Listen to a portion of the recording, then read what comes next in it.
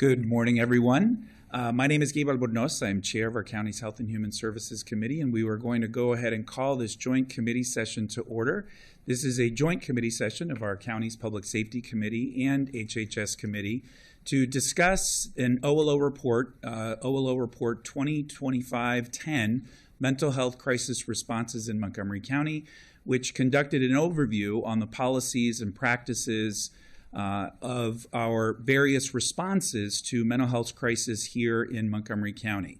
Let me just begin by thanking our colleagues in OLO for once again doing an outstanding job providing a very important overview that, as I know we can all agree, is especially timely. Our mental health challenges in our community have been pervasive for quite some time, especially during COVID. And we know that those issues have only been exacerbated through this presidential administration and the challenges that we are uniquely facing here within our community. I want to thank my colleagues on the Public Safety Committee and my colleague and friend, Chair Katz, who is here with us today, along with Council Member Mink, and Council Member Lutke is doing double duty, representing on both committees, and we will be joined very shortly by Council Member Lorianne Sales, and we, of course, are thrilled to have our colleague and friend, Council President Kate Stewart, join us this morning, who has made behavioral health the focus of her policy tenure here as Council President this year and has done an absolutely outstanding job uplifting those issues. I'd like to give an opportunity to my colleagues from the executive branch. Yes, Council Chair Katz. Thank you very much, and I appreciate that. Got it out. I just wanted to be clear that OLO, government, we always use initials, and it's the Office of Legislative Oversight. And that's what this report is from. And everything else, the other chair has already mentioned. I appreciate that. Yes, I don't check myself enough on acronyms, especially here at the county level. That's a very good point. Would you like to say anything else, Chair Katz, before we get started? Okay, great. If I could invite my colleagues from our respective stakeholders here to introduce themselves, and then we will turn it over to our colleagues in OLO to walk us through the packet. Start. Good morning, Sergeant Skidmore, Montgomery County Police Crisis Response Team Supervisor. Good morning, my name is Ariel Gordon. I'm the director of the hotline program at EveryMind. I oversee our 988 services for the county. Good morning, Monica Martin, Chief of Behavioral Health and Crisis Services in the Department of Health and Human Services. Good morning, Sarah Rose, Director of Montgomery County's Local Behavioral Health Authority with DHHS. Good morning, Dornay Hill, Senior Administrator, Crisis Intake and Trauma Services, Department of Health and Human Services. Good morning.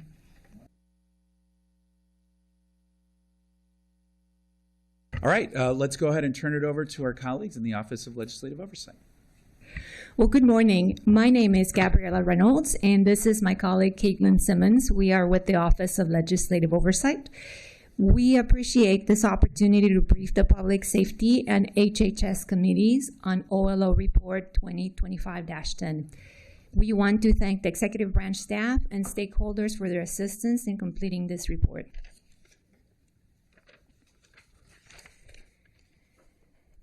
This report responds to the Council's request to examine similarities and differences in protocols and responses across county call center entities that respond to mental health crisis calls. It also responds to the request to understand how each entity prioritizes calls during periods of heavy call volume. During today's briefing, we will present an overview of the county call center entities reviewing this report, highlighting the similarities and differences in how they respond to mental health crisis calls. We will also share their strategies for managing periods of heavy call volume and data related to their call center entities. Additionally, we will present best practices for model and neighboring jurisdictions and conclude with our recommendation as a discussion item.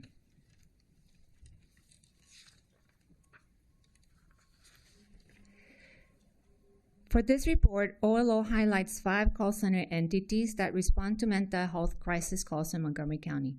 While other call center entities provide counseling and referral services at the state and national levels, OLO selected these entities because they are part of the county's community response system. These entities include the Crisis Center, which is the HHS-operated center that provides crisis services and dispatches the Mobile Crisis and Outreach Team, MCOT.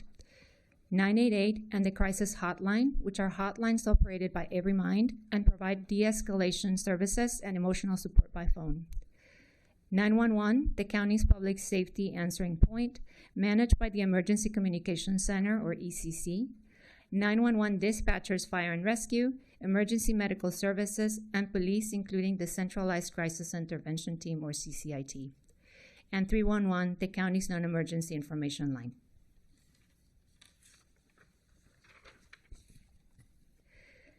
The 5 call center entities in this study use different communication methods, offering access not only by phone, but also by text and chat. The Crisis Center and the Crisis Hotline currently provide support only through phone calls. The tech services for the crisis hotline were discontinued in 2024. In contrast, 911 offers both call and text communication, while 988 expands access further by supporting calls, text, and online chat. 311 provides phone support and features a chatbot available on its website for general inquiries. All call center entities are available 24/7, except for 311, which is open from Monday through Friday from 7 a.m. to 7 p.m. Their chatbot is available 24/7. Montgomery County also has 2 specialized teams that respond in person to mental health crisis: MCOT, which is operated and dispatched by HHS, and CCIT, a specialized unit within the county's police department and dispatched by ECC.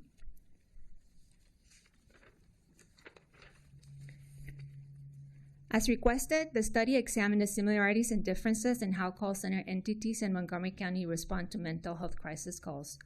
OLO reviewed responses to both imminent and non-imminent risk situations.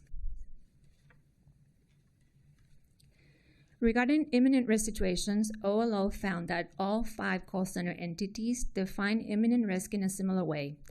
It refers to situations where the individual is in crisis, has active suicidal intent, access to means, and is unwilling to ensure their own safety. Imminent risk also includes cases involving weapons, a known history of violence, or an immediate threat to others.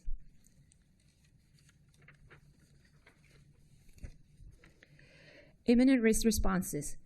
When imminent risk is present, 988, the crisis hotline, and 311 automatically transfer the call to 911, which then dispatches police.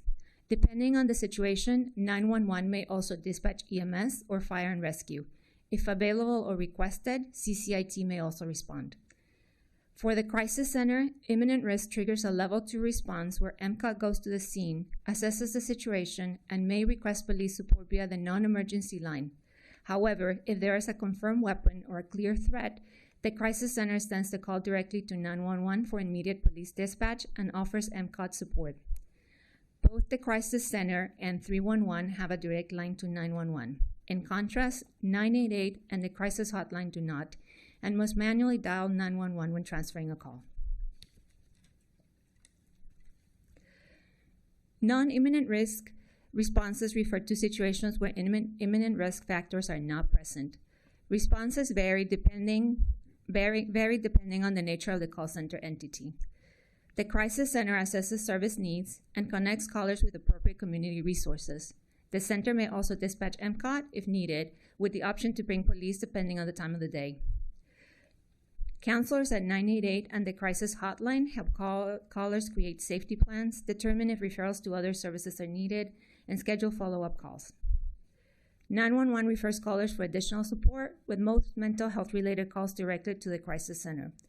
While 988 is working with 911 to create protocols for routing appropriate calls, 911 does not yet transfer calls directly to 988. In addition, 911's standing guidance is to dispatch the police in gray area situations, such as when suicidal thoughts are present, but no immediate threat or means are reported. 911 will also dispatch the police if a caller referred to the Crisis Center is placed on hold for an extended period and the call returns to them. At 311, the Customer Service Representative, CSR, uses conversation details to find the appropriate knowledge-based article, or KBA, and provides the caller with the appropriate information. Because 311 does not have a direct line to 988, CSRs use a designated 1-800 number for transfers. Strategies for periods of heavy call volume. At the time of this report, all call center entities stated that calls are answered in the order they are received. During periods of heavy call volume, they use the following strategies. At the crisis center, staff rotate across functions with no staff dedicated solely to incoming calls. Of the 11 to 15 staff per weekday shift, at least 5 handle phones alongside residential crisis services and walk-in clients. This can result in 15 to 20-minute hold times with no backup number. To reduce the wait times, the crisis center has requested a new phone system that will help them prioritize imminent crisis calls, which is expected to be in place by this year. If counselors are unavailable at 988, there are 2 layers of backup. First, the call is transferred to Prince George's County's 988. If no one is available there, the call is then directed to the National 988 Backup Network, where it will be answered by a center elsewhere in the country. For the crisis hotline, everyone can increase staffing internally and plan for additional staff in advance of known events or in response to local incidents. However, unlike 988, there are no backup systems for this line. A 911 emergency communication specialist work additional shifts during heavy call volume periods. A backup center is also available when primary center is not operational. The 311 system is designed to handle seasonal and anticipated variations to call volume, and CSRs receive updated guidance on managing unexpected events and related service requests. OLO collected data from the call center entities for this report, and this section highlights some of the data that we analyzed. So this chart summarizes the annual call volume, average answer speed, and average length of call for all the county call center entities OLO interviewed. As you can see, the crisis center received the most calls related to mental health out of all the call center entities, with 41,610 calls. 988 had the next highest amount of total contacts for mental health related calls, and OLO notes they received about 1,000 more texts than calls in 2024. The average answer speed is 13 seconds for all types of contact, and the average length of time to end a text conversation was 30 minutes longer than a call. Montgomery County Crisis Hotline had 18,308 contacts, and the majority were calls, which differs from 988. The average answer speed and length of calls is similar to 988. And for call centers that are not dedicated to mental health, the share of calls related to mental health crises made up a small portion of total calls. Of all calls received by 911 in 2024, only 2% were related to mental health. For 311, only 347 of the 414,524 calls received in 2024 were related to mental health. Call centers differed greatly on whether they resolved a mental health crisis in person or over the phone. There is no data available for the Crisis Center on how calls were resolved. For 988 and the Montgomery County Crisis Hotline, 98.1% were resolved over the phone without police response. Only 1.9% of calls were transferred to 911. 98.8% of mental health crisis calls to the ECC resulted in an in-person police response, which includes calls from 911 and the non-emergency line. Only 72 mental health crisis-related calls were conferenced, referred, or transferred to the Crisis Center or another mental health crisis entity. And less than 1% of calls to 311 related to a mental health crisis were transferred to 911. All other calls were resolved over the phone. OLO also collected data on the total dispatches of the mobile crisis team, which is dispatched by the Crisis Center. Even though data for May and June were not available at the time of the report, there are more dispatches for fiscal year 25 compared to fiscal year 24. The Crisis Center informed OLO they expanded the amount of MCOT teams from 5 to 7 during peak hours to meet the growing demand. OLO also requested the demographic data of callers for every call center entity, as collecting demographic data is a best practice recommended by the U.S. Substance Abuse and Mental Services Administration, SAMHSA for short. Only 988 and the Montgomery County Crisis Hotline collected and shared demographic data with OLO. However, as both hotlines provide anonymous emotional support, the data is self-disclosed by callers, and not every caller chose to do so. Below are some highlights from the data collected. For callers who disclose their demographic information, OLO found that individuals within the 18 to 24 age range made up the largest share of those who contacted 988 at 27%, 65% identified as women, and 61% of individuals within the 13 to 17 age range opted to text and chat. Only 6% of 13 to 17-year-olds chose calling as their form of communication. OLO also notes that only 3% of individuals disclose their race and ethnicity, which is too small of a sample size to analyze. Data from the Montgomery County Crisis Hotline show that the individuals who reached out tend to be older compared to those who contacted 988 in 2024. Those who contacted the hotline also tended to disclose their demographic information at higher rates across all demographic groups.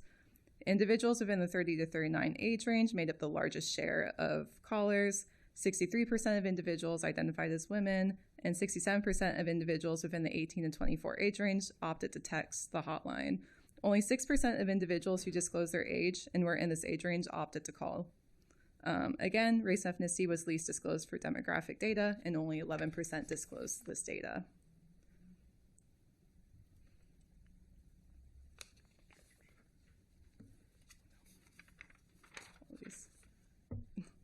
Our report also presented best practices for model jurisdictions highlighted by SAMHSA and best practices from national organizations and academic journals to reduce racial inequities and mental health crisis responses. So OLO spoke to staff from 5 jurisdictions, all of which were highlighted as model jurisdictions for various parts of their crisis care systems. Jurisdictions were Fairfax County, Virginia, Albuquerque, New Mexico, Travis County, Texas, Anne Arundel County, Maryland, and Louisville, Kentucky. 4 out of 5 jurisdictions have a direct transfer between 911 and their local crisis hotlines. They also highlighted that it was not enough to have a direct transfer line, but to also have formal protocols between the call centers of when it is appropriate to transfer a call. Deep collaboration, including cross-training between first responders and mental health professionals, allows employees from each entity to build trust and confidence with each other, to be able to transfer calls and refer individuals to the most appropriate services. And having mental health call takers working physically in the same building as 911 makes it easier to transfer calls. Being in the same building also presents the opportunity to give mental health call takers access to computer-aided dispatch, where they can see information on the calls that are coming through and can identify calls where they have the expertise to respond. We also present best practices for reducing racial inequities and mental health crisis responses, as historically, BIPOC adults face more barriers to access for mental health care compared to white adults, and they also experience more severe treatment during mental health crises by law enforcement.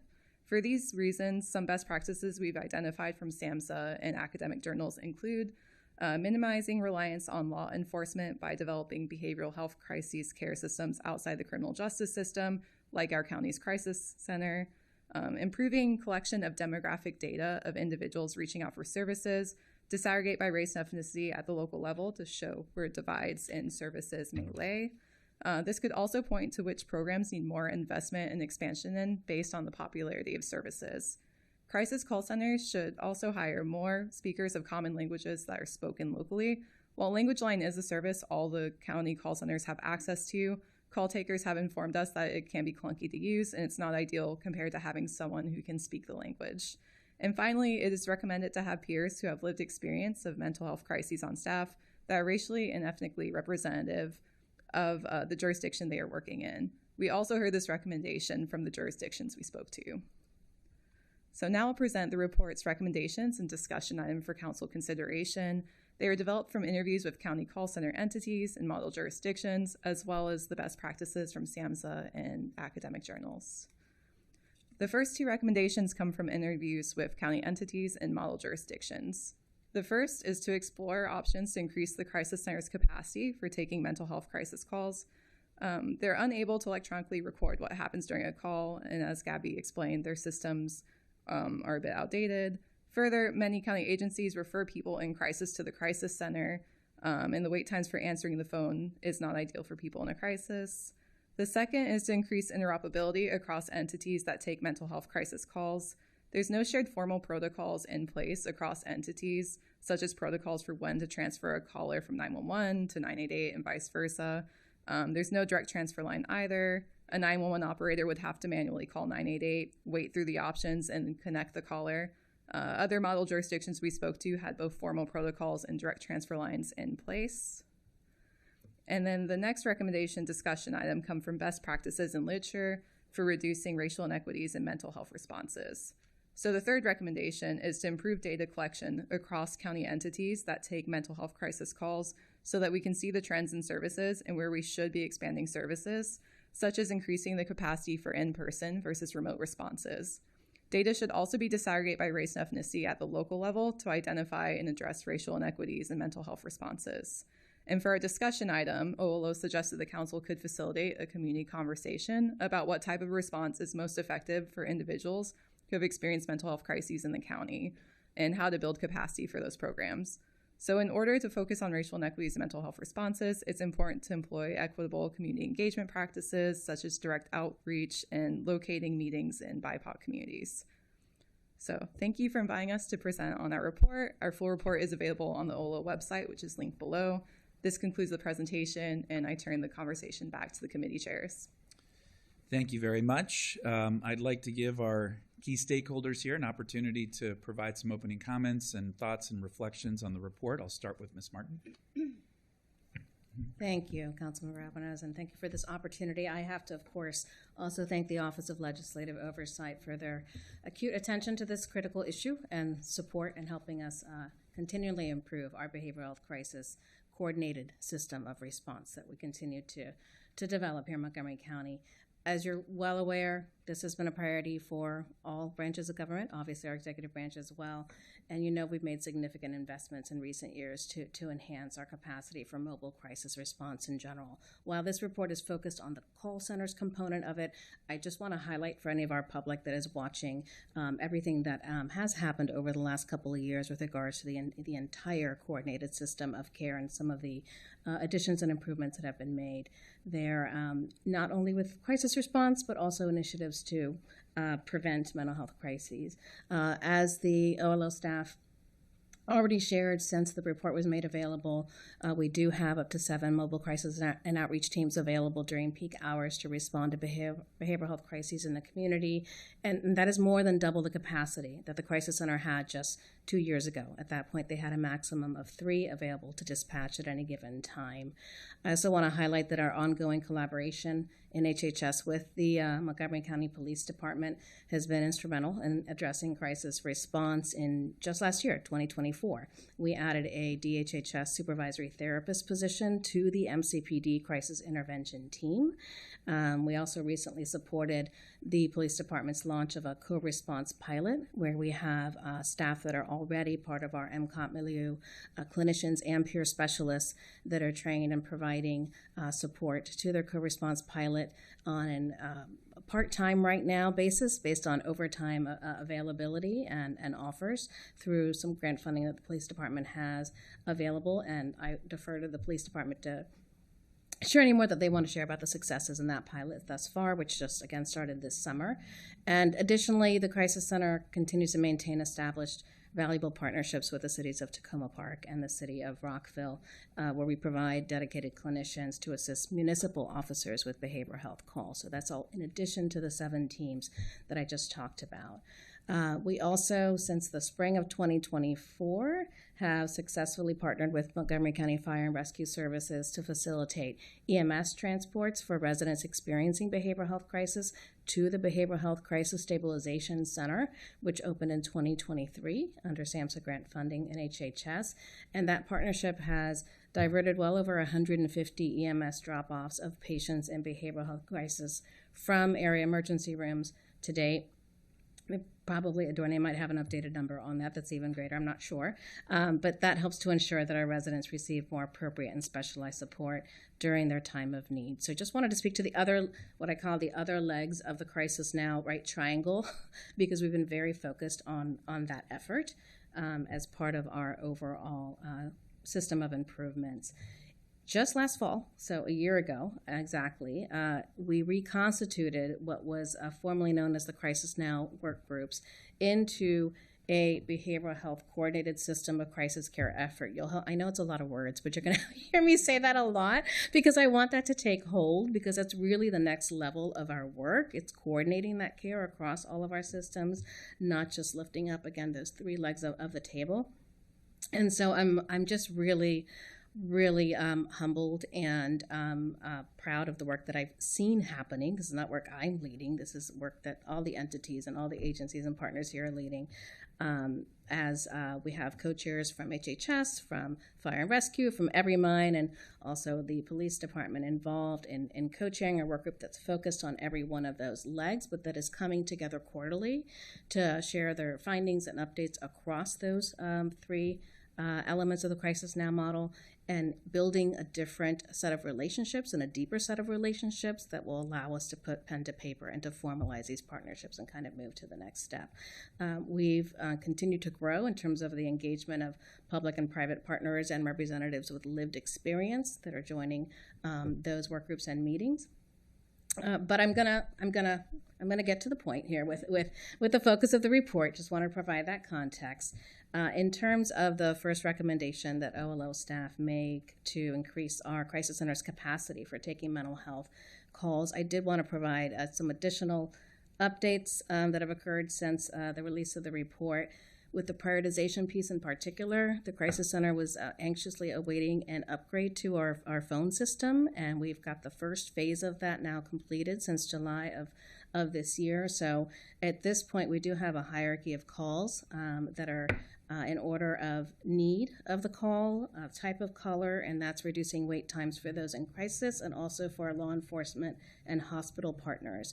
And in a second, I'm going to ask Dornay Hill to speak to that a little bit further. But with this recommendation in general, I want to re-highlight an element that it does exist in the report that OLO highlighted as well, is that the Crisis Center, I know many of you know this already, is not just a crisis center for those experiencing behavioral health crises, especially after hours. Part of the capacity constraints that we often experience is in relation to the after-hours calls that are coming in for many of our other HHS units when there are emergencies related to child welfare services, adult protective services, domestic violence incidents, and queries and questions that may not be behavioral health related at different times. And so that is a system that HHS has had in place for many years, decades, and that is being reevaluated by myself, clearly, but also by our senior leadership in HHS in general. So I just want to make sure services and prevent homelessness I didn't mention, right? So we do the after-hours diversion for our unhoused population as well. So that increased capacity that is needed and would be welcome is really in relation to the whole scope of that work, so that we can better triage and improve response time and critical interventions for behavioral health crisis calls and for MCAT dispatches. So this first upgrade in that phone system is a step in that direction. And if you call now, you'll hear that. Press 1 if you're in a mental health and substance use crisis. Press 2 if you're calling from a hospital or you're one of our law enforcement partners.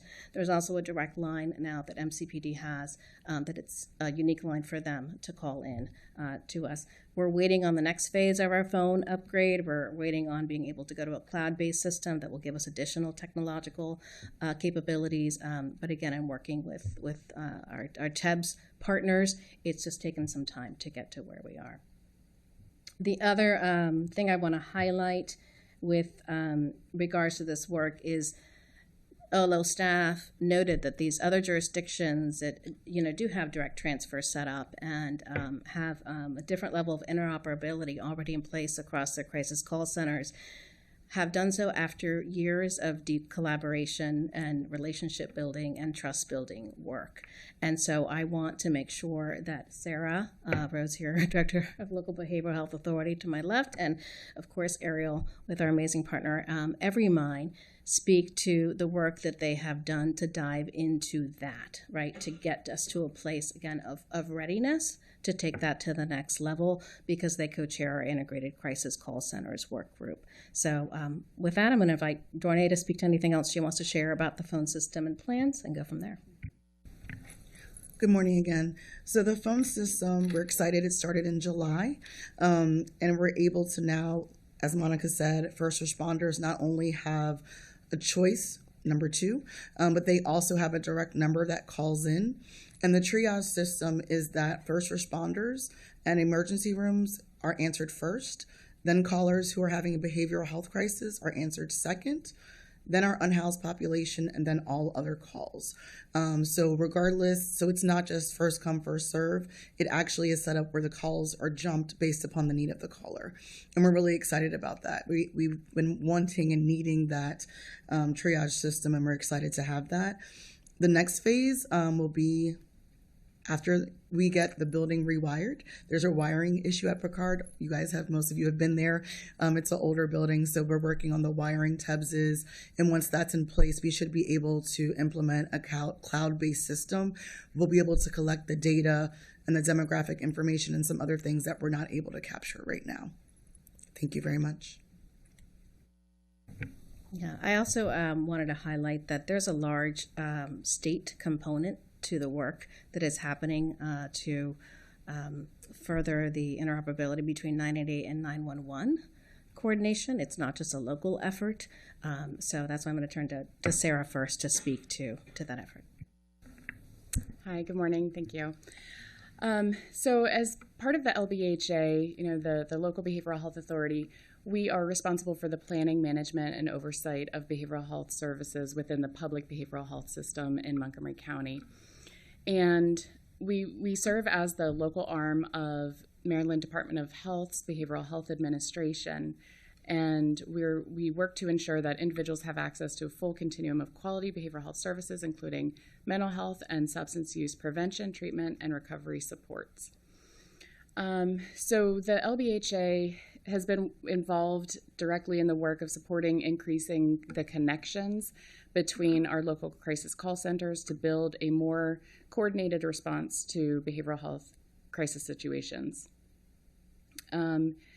The state has been working towards this for, they had a launch of a 988-911 conference in April 2024, and they've been working towards this coordination between 988 and 911, not only because it's recognized as best practice in building a community crisis system, but it also provides residents with the best response possible to their specific needs at the time of behavioral health crisis. And so each jurisdiction has designated points of contact within the LBHAs to participate in regularly scheduled learning collaboratives and collectively work towards closer alignment among 911 and the behavioral health responses. And they allow for the variances between the different jurisdictions, and so it's not a one-size-fits-all. As we know, each jurisdiction across Maryland has different needs and strengths, and so there's a lot of variability in terms of how we're looking towards rolling this out. And so for Montgomery County, I am serving as the primary local crisis system champion. And with that, I'm co-facilitating, as Monica said, with Ariel, with the Integrated Crisis Call Center Work Group. And with the working group, we bring together leadership from 911, 988, the Crisis Center, mobile crisis teams, law enforcement, including crisis intervention teams, mobile integrated health, and community advocates. Our shared goal is to ensure that no matter which number somebody calls in asking for help for a behavioral health crisis, that they're connected to the support that they need, and we're committed to a no wrong door approach. So in the working group, we're currently working towards increasing those warm transfers from 911 to the crisis center and or 988, and to ensure that the individuals are able to speak directly with trained professional clinicians and mental health professionals. Working towards establishing formal MOUs, that's one of our goals that we are working towards, which will help to clarify roles, responsibilities, and share data more effectively. And we're also actively working to raise public awareness about 988 and all of the various services that they can provide when callers are calling into 988. And just sharing that message that there's always somebody to talk to 24/7, and that they don't need to call 911 if they're experiencing behavioral health emergency. So just in closing, just wanted to share the next steps that Behavioral Health Administration has shared with the local crisis system champions, that the state is working to prepare guidance to support local coordination, which will include expectations for data sharing, regular collaboration and formal agreements between 988 call centers and public safety answering points. Thank you. Good morning again, everyone. Thank you for the opportunity to be here. And I want to just start by saying what a great opportunity is for Everymind and how grateful we are to have the partnership of all of the entities who are here and have been a part of the report development and this work. Just to add on to some of what has already been shared, as Sarah said, we've been working in the Integrated Crisis Call Center Working Group for just about a year now, bringing together representatives from each of the crisis call centers. I would say something that we have really recognized during that process is that 988 as a service is nascent compared to the crisis services that we know are established in the county. So one thing that we have really identified is that need for additional awareness raising about 988 in the effort in particular to make sure that folks in the community are actually reaching out in the best case scenario to the call center that best fits their needs from the start. That is one piece that we know is important, in addition to all of the efforts that have been mentioned in terms of improving that shared language, shared criteria, and very more direct coordination and transferring individuals between our call centers. So one of the ways that Everymind has been supporting that effort, we do have a community education team at Everymind, and just in this fiscal year, starting in July, that team has actually shared with over 2,000 individuals based on invitation information about not just 988, but the difference between 988 and 911 and the crisis center, and when to reach out and contact each of those entities, as well as 311. So really raising that awareness, we know, is a critical piece of this puzzle. One other item I do just want to clarify in terms of what was documented in the report and what's been shared is just some of the distinction between the 988 line that we operate at Everymind, as well as the Montgomery County hotline, or as it was in the report, the crisis hotline. Do just want to clarify that between those two lines, we see very different types of outreach. Again, the Montgomery County hotline has been in place for a very long time, for decades, and 988 is quite nascent comparatively.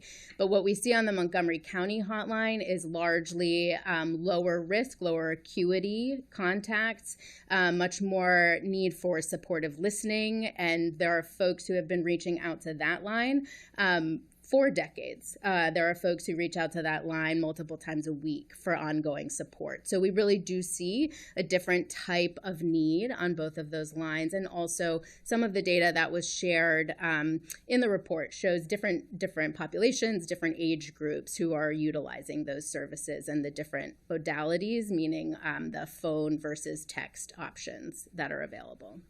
So just very happy to answer any further questions, and thanks for the opportunity. Again, I think it goes without saying, but the work that we do together now has been great since I've taken over as a supervisor as the crisis intervention team. And one of the areas that I really want to talk about is the interoperability and how we are looking at ways to remove the police from calls where we do not need to be there, okay? That requires myself plus my 5 team members to look at the calls, make sure there's no history of violence, and then contact the crisis center.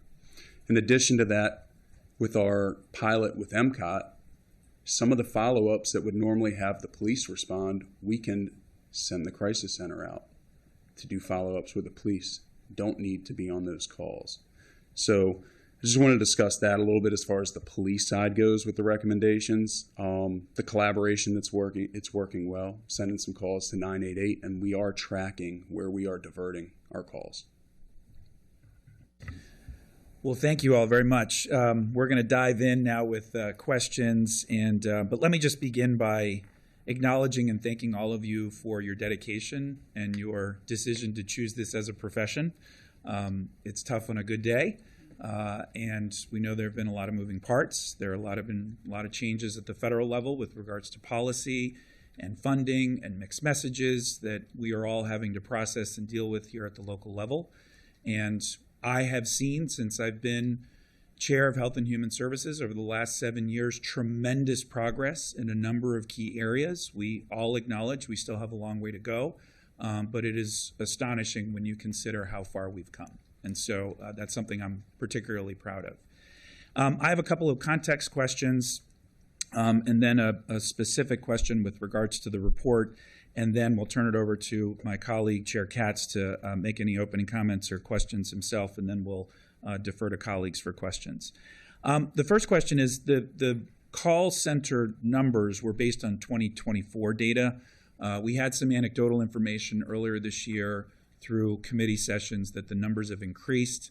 I just want to confirm that the numbers have increased from this point as compared to last year, or are we still processing and seeing and tracking that level of data? Just, I want to track as a contextual question volume. I'm going to ask Dornay or Beth, our manager for the Crisis Center, to speak to that. The overall trend that I know we have seen is an increase in the MCOT responses, not in the calls so much. So our focus has been on the in-person community-based interventions. But Dornay, if you have any additional context, feel free to add. Yeah, so looking at our phone calls from FY24 to FY25, they actually decreased by about 1,000 calls. But as Monica spoke to, our MCOTs have increased. In FY24, we had 858. In FY25, we had 2,466 mobile crisis outreaches. Thank you. Absolutely. And then staffing levels. Oh, go ahead. Yeah, Did you I have think it's that important for from- 988 to speak. So on 988, in terms of both 988 and the Montgomery County hotline, we have actually similarly seen a small decrease in calls, where we have seen a very significant increases in texts to 988. Keeping in mind that the text operation for 988 is actually at the state level. So EveryMind and our center is one of 4 centers across the state that answers chat and text for 988, but we do answer for the whole state, not exclusively for Montgomery County. But we have seen a significant increase in text. So just to give a little bit of context to that, in the first quarter of FY25, we had received 1,679 texts, and then in the first quarter of this year thus far, we received 2,667. So almost exactly 1,000 contact increase just in text in the first quarter. Thank you. That's helpful. I know staffing levels have been an ongoing challenge with all of our respective call centers, particularly 911. How are we currently with staffing levels today? Yeah, I mean, obviously we've had this increase in staff in general at the Crisis Center because we have gotten to those 7 mobile crisis and outreach teams. However, as you heard about in the report, and we can speak more to it if you would like, it's an all hands on deck approach at the Crisis Center. So every staff person, whether they're a clinician or a peer specialist, is available to, again, they're prioritized for MCOT dispatch, but to take calls, to see walk-ins, if they're not out on a call, to receive people that are walking into the Crisis Center, again, to triage other emergencies coming in after hours for other HHS programs. And so we do still have a gap to fill in that we have several community service aid positions, that's the grade and class in county government, that are peer specialist positions that are held right now in a reclassification study. So we have 7 positions that we hope to be able to recruit for once that reclass is completed, and that we do need for the flexibility and backup support to make sure we sustain those 7 MCOT teams, because they're very tightly staffed at this moment in time, and the ratio of peer specialists to clinicians now is very different than it looked like just a year ago, because we've staffed up with clinicians, and we only have 6 peer specialists right now on the team, and we want to make sure that that is even, so that our MCOT dispatches, as well as our phone call responses and ability to serve walk-in clients, is met evenly with the kind of response that's appropriate for the person that's coming in. But is there anything else you would add to that, Dornay? No, that's it. Thank you. So I know our Council Central staff is watching. I'd like to request that we follow up on getting an update on those reclassifications, because that's an administrative holdup internally that needs to be cleared up as soon as possible, so that we can get all even more hands on the all hands on deck assigned to this really critical work. My last question for now, and we'll probably get back in the queue, is the memorandum that's being developed. Will that include data sharing as part of that memorandum? Because it's obvious that the consistency in what information is collected across all call centers will help make sure we're not flying as blind as we are currently, and will help the staff on the ground, and will help us prepare both from a policy standpoint, but also budgetarily. So just is that included in the shared MOUs that are being developed? Yes, absolutely. We know data is so important as we are making informed decisions and looking at where, tracking progress and just looking at overall systems and the movement of making these changes and further integrating. So yes, absolutely. And it's also a requirement of the state that we're tracking, as our colleagues from CBD here shared, that we're tracking that diversion, how many calls are diverted to other efforts instead of ECC. So. Wonderful, thank you. I will yield now to Chair Katz. Thank you very much, and let me agree with my friend and colleague, the chair, on thanking you all for doing what you do and for doing it every day. I often mention in Montgomery County, we expect people's lives to be saved, and we expect that it's just going to happen. And of course, nobody has the magic wand, and we need to thank people who really do have a magic wand, who show up to save someone's life. And I appreciate you working hard every day. We have come a long way, far from perfect, and it's not perfect, and it won't be perfect, but you've come together as various groups to come up with something. But I'm always concerned about, and you had mentioned the education for 988 and others. I'm always concerned, someone's in a crisis, the first thing they're going to think about is, who do I call? And the first number they're going to think about, or at least I would, is 911. I mean, that is the reality. I'm not going to look through a phone book if my loved one is. So I would hope that there could be a possibility, and it's going to be an educational type of thing, but I would hope there could be a possibility that if someone called 988, that number could sort out what number they should be calling for a mental health crisis. Whether or not, that you wouldn't have to think about whether or not you're going to call the hotline, whether you're going to think about whatever groups are involved. If we could set up a system, and I know that's easier said than done, but if we could set up a system where that would be, if you're having a police crisis, you call 911. If you're having a mental health crisis, you call 988, and they figure it out. And I think that would be something that would be a good next step for us. The idea that we transfer calls for the backup to Prince George's County or to other places, I would hope that if they have a backup, that they have that same ability to transfer them to us. We shouldn't live on a one-way street. So is that correct? Yes. So the way that the 988 routing system is structured, it actually is administered by a national administrator, Vibrant Emotional Health, who sets up all of those avenues for routing. And so we do essentially provide backup services for Prince George's County, and they do the same for us in that structure. Good. We also do answer 92%. Some months higher, some months slightly lower, but on average, 92% of our calls are answered within the Montgomery County Center. So those remaining 8% would first roll over to Prince George's County and be answered there, or if for some reason they were not available, it would roll over to the national backup. Well, and I'm glad to hear that. And to the percentages, and always drives me a little crazy about the percentages, but the percentages of, if you're in that, the 92%, you're never going to get the complaint. You're going to get the complaint about the others. And so we need to make sure that we are doing what we need to do. And even if our numbers get better, we still have to make certain that we're doing what is necessary. How many, I get concerned about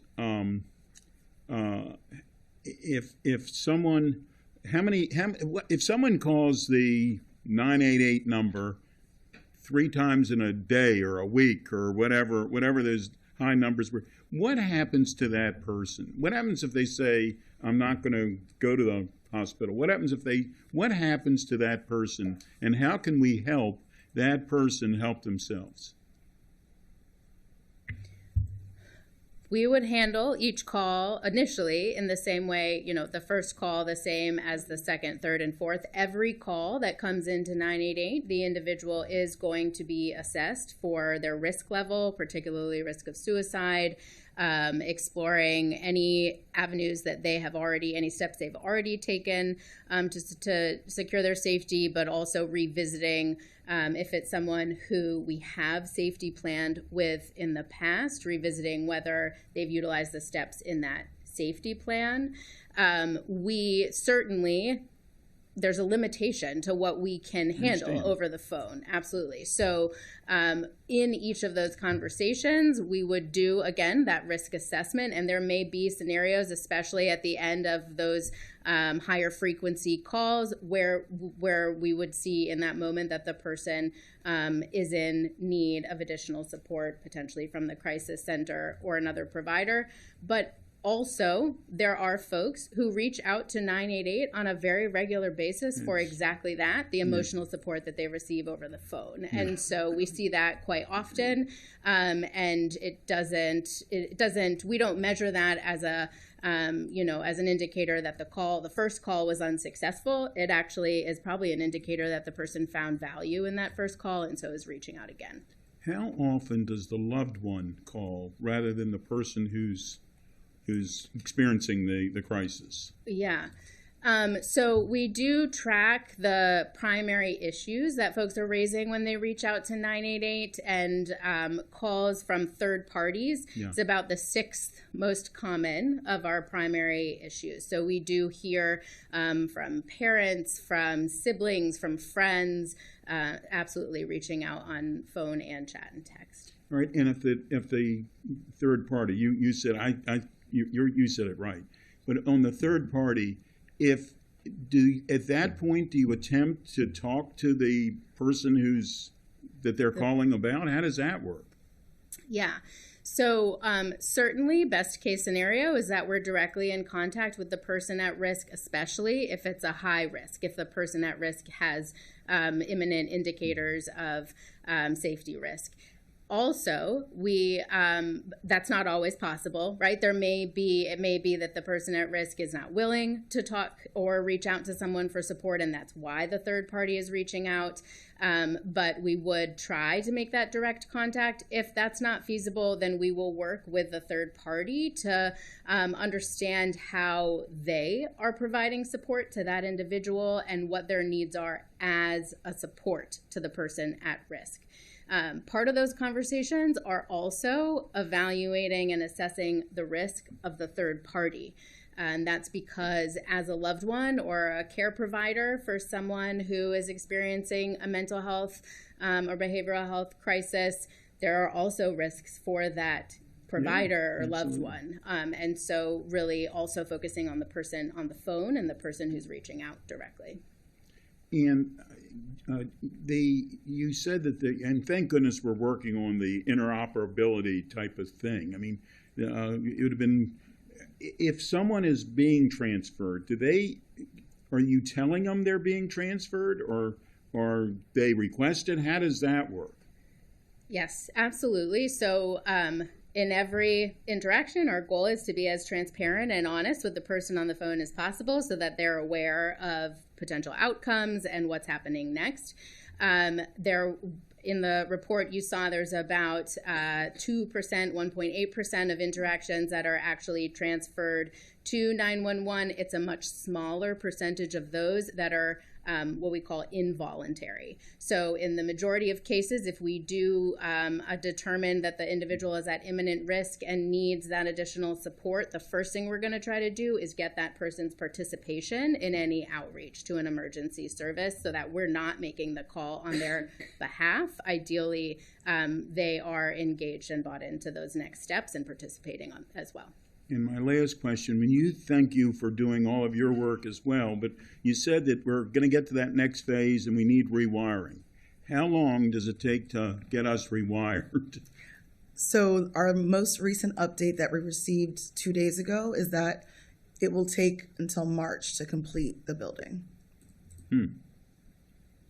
Well, I would hope it would be faster, but I understand that that's what happens at times. Thank you very much. I yield back. Thank you. I know all colleagues have questions, so we're going to start from my left and then go to my right. We'll start with Councilmember Lutke, who of course serves on both committees. Thank you. And I want to, since Councilmember Katz just used the term rewired, and of course that he meant that with respect to technology, but I want to focus on the fact that you all did highlight that, you know, in terms of the other jurisdictions that were reviewed by OLO in the report and the work that's been going on here, there's a lot of knitting together of systems that needs to happen and has to be evolutionary over time. And I personally want to thank you all, as I said before the countdown. This is a team. You all up here and everyone behind you are a team. And you have done tremendous work just in the last 12 months on getting that, you know, getting that knitting done, right?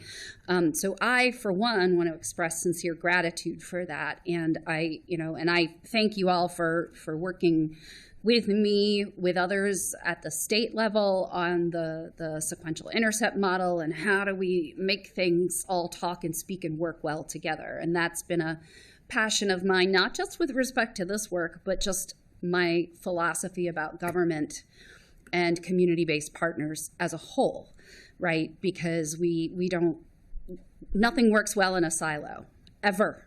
And the level of respect that I see you all showing for one another and each other's occupations and work and expertise is tremendous. So I really do appreciate that.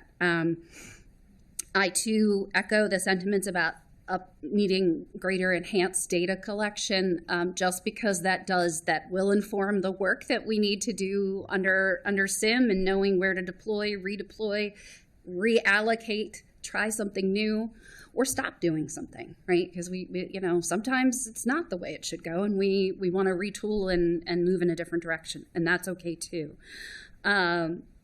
I do want to ask about the MOU. I know, and I appreciate you all for trying so hard to get the MOU done. And when I say this MOU, because there's many MOUs, because we are a government, but I'm talking about the MOU between DHHS and MCPD, and where I last left off, it was going to MCPD's county attorney for signature.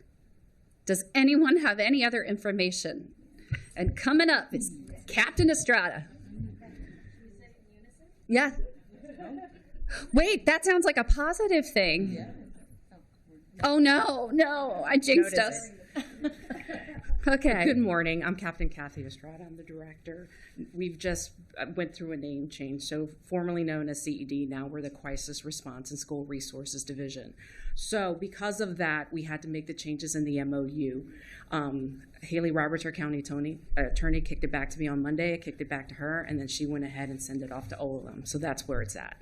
So acronyms again. OLR. Office of Labor Relations needs to look at it again just because MCPD changed the name of its division. Just to double check it, yes. Okay, so I'm gonna like kiss this up to God right now. OLR, it's a non-substantive edit. Get it back to the department. All right, well, thank you for that. And I don't want to let you go. No, because I do want to ask, we were talking about everybody working collaboratively together. And Captain Estrada, I think you taught this module sometimes with me when we were teaching. Yes, the SARA model of problem solving. And I know that is a police strategy, but it is also a very good, just generic, collaborative way of tending to things. And I know, for example, sometimes the MCOTs go out in response to a call, and I did a ride-along, and this happened on our call, where the call came in, we went out, but the person who the neighbors were concerned about was not present when we got there. There was indicia of the things that the neighbors had called about and were concerned about that definitely bore a return visit, right? Which MCOT does as a part of their protocol. But it's also entirely possible that patrol then subsequently gets a call after hours or when MCOTs are busy or something else, right? Or a person who wasn't party to that original call to the crisis center then calls 911 instead about the same exact situation. So can you speak a little bit to how the officers in CIT and in your division collaborate with our crisis center folks, and how you may be working and with our 988 team on sort of that and using that Sarah model of problem solving of how you pull in the different stakeholders to resolve ongoing and or chronic problems? Certainly, Councilmember Lupke. So first off, what we do is we have done some research with our e-justice, and we notice that if there is an individual that has a high priority amount of calls. And so our CIT, depending on what district it is, are now called our CRT, our crisis response team officer will go out and work collaboratively with our community research partners, whether it's HHS, depending on what the problem may be, a mental health, or if there's an escalation of threats to a school, to another person, and also even to schools, because we did have the behavioral analysis and administrative unit with our division as well. However, it got renamed and it was moved to CID as well, but we still work collaboratively. Well, I'm glad you're here and telling me all these things. Thank you. And so I actually want to defer to Sergeant Skidmore because he does have several cases in which not only do our officers respond, and they go above and beyond. And some of our CRT officers do use their time to follow up. They just don't drop it off. They want to make sure that that individual and the family gets the resources and the mental health resources that they need. Thank you, Captain. Yeah, so one of the things that we'll do is we have the ability to put CAD hazards in our system. So if we have somebody that is calling 911 a lot about a problem house, or let's say it's a neighborhood, I can put a CAD hazard in there that says, do not respond unless it's life-threatening.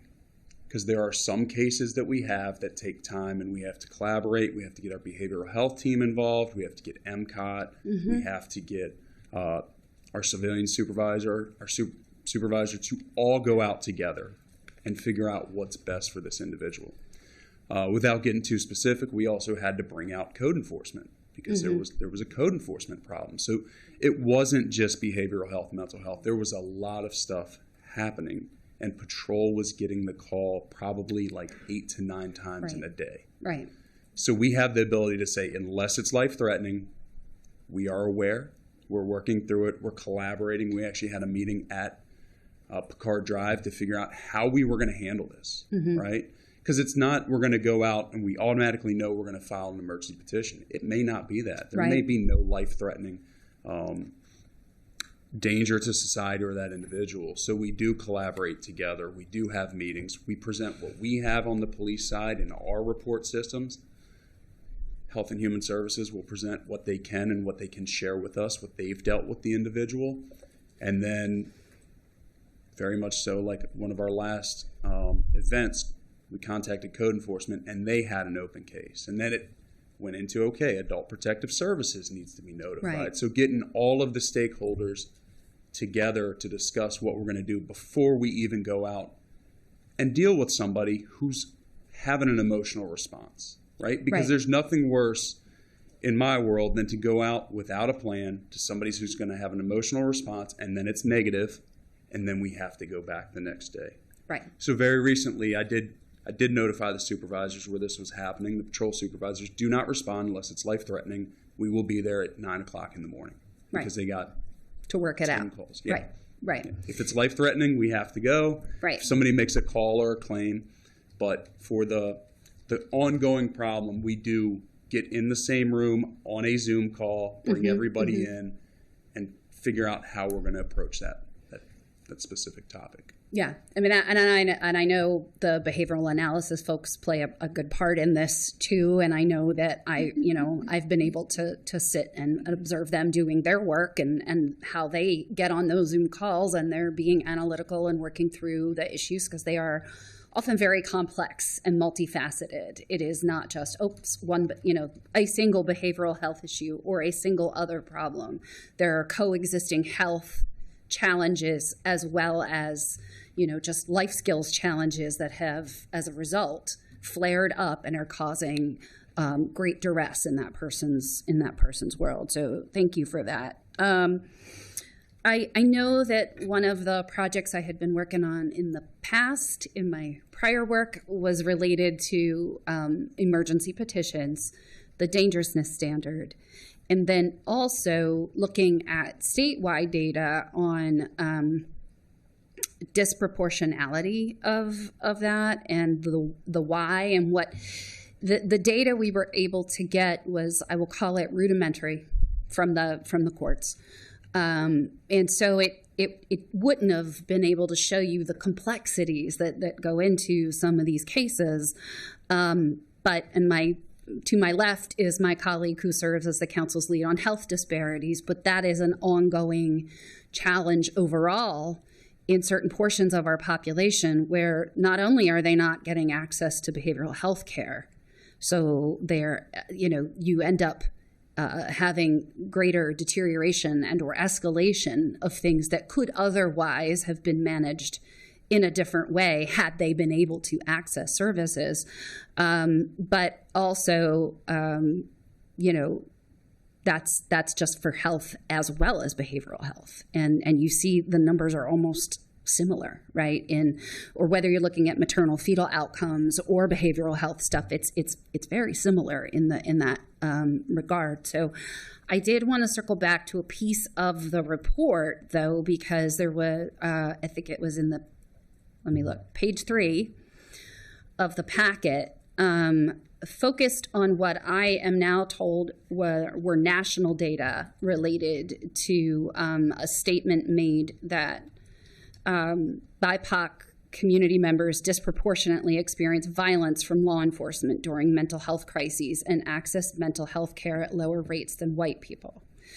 And my team did ask if that first part, whether that included whether weapons were on scene or not on scene. So you were classifying it as an escalated dangerous situation or not, and whether it looked at Montgomery County specifically. And we were told no, that those were national statistics that were utilized for that. So could you please speak to that and speak to what you have been able to learn about Montgomery County in particular, especially for that 1% of calls that we know end up getting transferred to 911?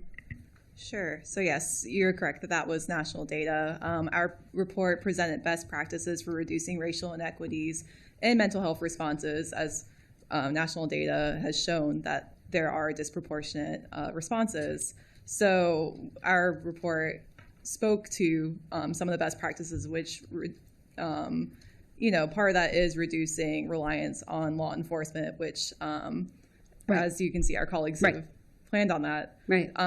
So that was the main part of the report, Yeah, I think it would be good to have some information that specifically focuses on what I will call our high acuity cases involving weapons, and whether yes, sir, go right ahead. Councilman Luke, on April 10th, 2025, the 2024 annual use of force report was published by the police department, which captures the data, and it captures the data for calls for service, what month, day of the week, dates and times, districts of occurrence, demographics, subjects, officers. So I think that information is available, whether or not they were armed. So I know the national data was published in the OLO report, but we do have. Right, because it's required by state law. Yes, we do have it. Yeah. I think, and I'm very well aware of the use of force report, but especially because this report was focused on mental and behavioral health calls for service. and focusing on that and out what we are doing here. If you're looking at comparing and contrasting our work here with national standards and best practices, and we're trying to say, how do we move the ball further down the field? What are each of the things that each of our team members here can bring to the table and do or not do? Then we should be focusing also on what we are doing already here, what a gap is, and where we can go next. And so, and that's, and I want to re-up my request, because this is something I've been trying to get off the ground, and I know we're going to have a change in chairs soon with my friend, but that we still do need to get our SIM advisory body in place. We just do. It's been lingering. We've done some great work, both with our own mapping, the state level conference, the follow-up subsequent work that the Maryland Judiciary has been doing at the state level. But I want to make sure we're running things smoothly here at home, so that when we go back to the state to these conferences and these symposiums and figuring out resources, especially when we're going to need other resources on and support from the state to help us, that we are understanding who's doing what, when, and where, and everybody has that better, clearer understanding. This room, this team full of people do. There's a broader ecosystem within the sequential intercept model that still needs to have better understanding of who's doing what and when, and to talk to each other. And so that's my hope, that's my plan, and I'm just re-upping that request for us to focus back on that. Yep. Thank you very much, Councilmember Lukey. We're going to go to Councilmember Sales, followed by Councilmember Mink, and then Council President Stewart. All right. Thank you, Mr. Chair, and our fellow co-chair for this meeting. And thank you to OLO for meeting with me to discuss the report findings, recommendations, and hopefully build upon that for some further inquiry as we discussed. I also wanted to thank everyone for your coordination to improve the interoperability, given the use and advancements of technology to streamline how we can better respond to our residents who are in crises. And if you can remind me, was it a working group or the task force across the state? Is that is there a requirement? Is there a sunset date? Is there a timeline for what is expected upon completion? I'm sorry, Councilmember Sales, specific to? Well, you mentioned that there was a task force at the state level, a coordinating entity. Okay. And so is there a sunset date or, a goal? Yeah, that's about the state level 988, 911 collaboration. And so I'll let Sarah speak to that again. Thank you. Yeah, no set sunset date for that. It's an ongoing initiative and continual kind of evaluation and encouragement. They're providing learning sessions for the LBHAs and providing technical assistance. Okay, good. So we can continue to see what their findings are and continue to evaluate that as well. I know that mental health has continued to be a top concern for our residents, and we held a youth town hall last night, and again, it was raised that mental health is continuing to be an increasing concern among our youth. And so I'm glad to hear about the texting option, since we saw how low the rates are for young people even calling in. And then I did notice Councilmember Lutke mentioned that while national data was used to show a disproportionate response to mental health crises in communities of color, the use of force report was a requirement, because we've seen that on the ground here across the state of Maryland. And so I also noticed in the report that 911 is not necessarily dispatching calls to behavioral response entities or MCOT, and just wanted to better understand what protocols should decide when mental health crises are handled by non-law enforcement responders, co-response teams, or law enforcement. How is that determined? Is it just when a weapon is involved, or is it contingent on the execution of the MOU that's underway? I would invite the 911 center up to talk about how they dispatch the calls and how they determine where they go. I can step switch out. Thank you. And if you want to state your name and title for the record. There it is. Good morning, I'm Jen Reedy. I'm the director of the Montgomery County 911 Center. We currently do have a policy in place. It was most recently updated in 2023, and the criteria that we have when we receive a call for someone experiencing a mental crisis or suicidal ideation or suicide attempt specifically lists that the call has to have criteria of no violence, threat of aggression, weapons, be a public hazard, or there be involved criminal activity. Those calls can be conferenced to the crisis center. We also have in our policy that child behavioral issues where parents or guardians are calling in or other involved parties. They have to have the criteria of no weapons or a current threat of violence or aggression. Those are also directed to be sent over to the crisis center. Okay. And how often are calls evaluated?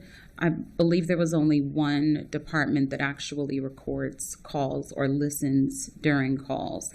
How are calls evaluated to ensure, the respondent is adhering to protocol? Mm-hmm. So we do have a quality assurance team within the 911 center, and they have a certain percentage that's established by IAED standards, which is an international standard that we use for protocols. So there's an established number of medical calls, fire calls, and police-related calls that they are required to review. It's not a number per dispatcher or call taker. It is a number for the center based on our total number of call volume. I don't have those numbers in front of me right now, but it is an established international protocol standard. And does that include behavioral calls as well? It includes all calls, yes, ma'am. Oh, okay. And so who evaluates the scripts that are created and those used? scripts are international standards. Okay, thank you. And then what system upgrades are necessary to ensure call centers can collect demographic and outcome data consistently and ethically? Because I know that's not consistent across all of these departments. That's why it was hard to evaluate the demographic data. Of a caller? Of a caller, yes. So we don't collect that data in the 911 center. We follow protocols specifically. Protocols do not collect that data. If it is collected because it's obtained because we have suspect descriptions and things like that, that would be entered into our CAD system, and then our CAD system goes into our records management system, and that's how that would be collected. But in terms of caller data, we do not collect that.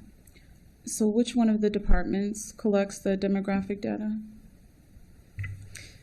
988 and the Montgomery County Hotline, we do track some demographic data, but it is not solicited from our callers, chatters, and texters, except for age. All demographic data that is shared is based on the individual's self-disclosure, and it is quite a small percentage, especially in looking at race and ethnicity. Okay, and with regards to the use of force report, how is that demographic data collected?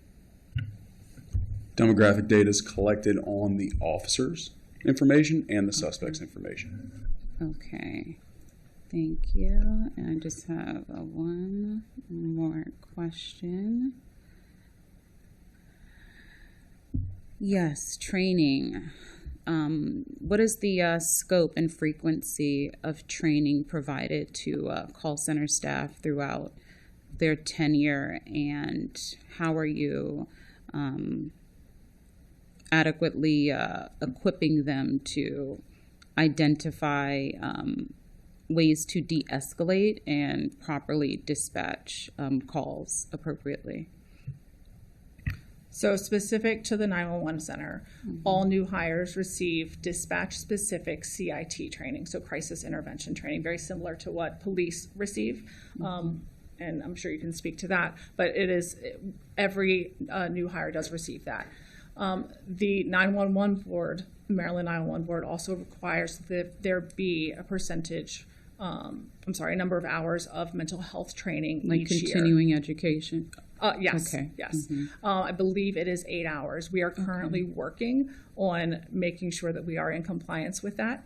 And so our training team is making sure that what we currently have in our training program does meet those standards. So that's an ongoing, like I said, I believe it is 8 hours a year that they're required to do that. Our training program is significant for new hires. It usually takes over a year to train a dispatcher, call taker and dispatcher, to have them fully cleared. Most of that is on the job training. So there is a significant classroom portion. The first 3 months they're in the classroom and they learn all of our policies and procedures, and that's where they start practicing calls and ask all those questions when you first start learning the job. And then they are placed with a communications training officer, a CTO. And for about a year, they are sitting alongside a trained dispatcher or call taker, learning those specifics that you're referring to better identify these types of callers. A lot of times callers will identify it for us, just in what they're telling us about the behavior of the person, of themselves, or what they're calling about. So it's self-identified mental health issues. Obviously, suicidal callers, suicidal ideation, they're identifying that information. In terms of another percentage of calls, but calls that aren't often necessarily dispatched, are those calls with no violence or no need for an officer to go out or to be counseled over to the crisis center. It's the people that are just calling to talk. There may be things, certain specific mental health conditions lead people to call 911 or the non-emergency number on a regular basis. We do have history of those locations. We assess all of those calls based on our international protocols to see if someone needs to go out. But if we identify that as a mental health issue, we will either refer that to the crisis center or refer it to your shop so they can do some proactive work on it. Okay.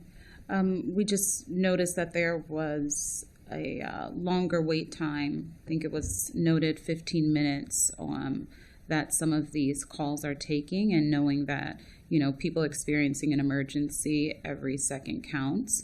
Are we looking at ways to streamline those wait times or coordination? Do you have any information about what you're doing to reduce? Is it just about staffing? Yes, it's about staffing and the way that our shifts line up. If we don't have a lot of walk-ins or and phone calls at the same time, it can get backed up because the same therapists and peers that see our walk-ins, and to give you an idea, we see more walk-ins than we see mobile crisis. We see about 4,000 walk-ins a year. So we have a very full lobby, and we're also taking care of our on-site residential clients and answering the phones. So depending upon how a shift may go, we may answer the call immediately. But there are times that I will admit that I've had to call and wait for someone to answer the phone for 15 minutes. It's not an every day, it's not an all day, but it is a deficit in our system with the way that it's set up. Okay, and then I know you mentioned Councilmember Katz asked about some system upgrades. In the findings from the report based on other jurisdictions, are they also not collecting demographic data? So it depends on the nature of the call center entity. So 911, I believe, wouldn't collect demographic data of callers, but the different local crisis hotlines, they would. It is put forth as a best practice by SAMHSA. So I do believe that local hotlines that, besides 911 and I guess 311, would collect that demographic data. Okay, all right. I yield. I'll go back into the queue. Thank you. Great. Thank you so much, Councilmember Mink.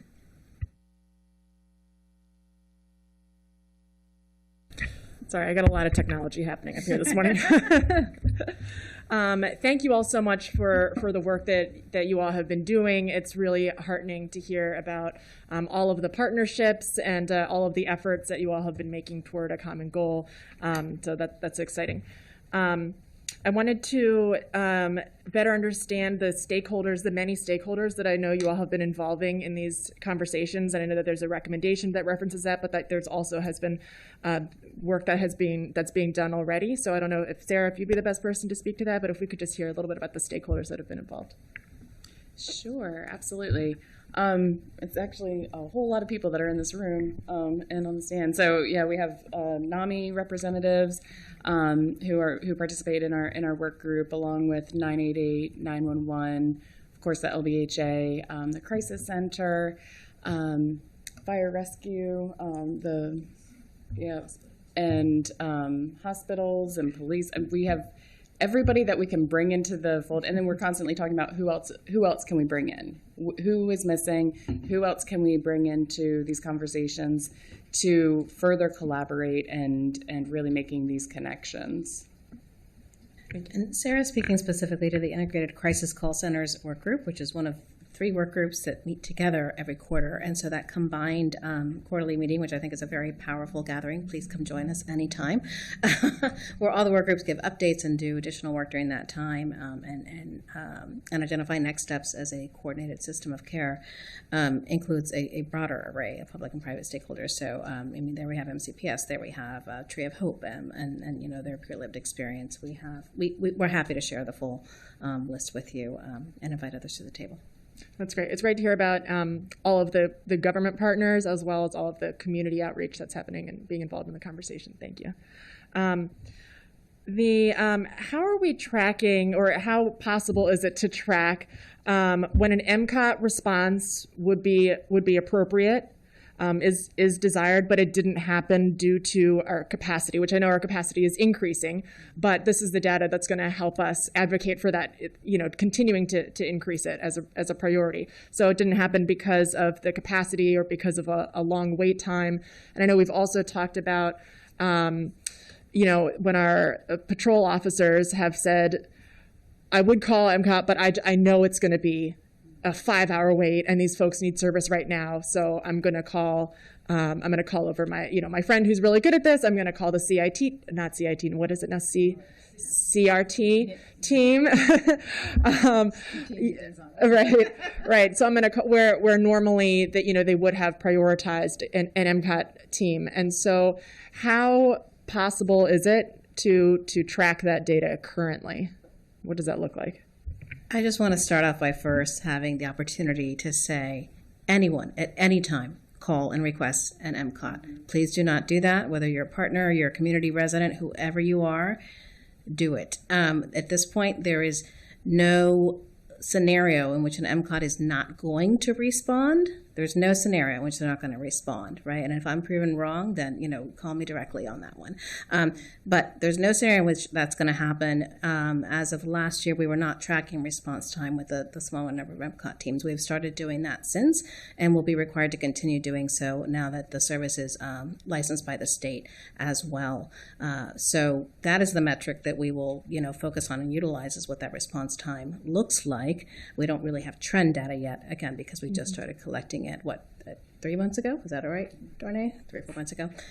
So if you have any other comments you would like to add, I just want to do. say, with our increase in our staffing, and Beth Tabashnik is sitting here being quiet, but I want to acknowledge her and her remarkable work and our team's work at the Crisis Center, getting 10 new therapists on and trained and ready to go by October.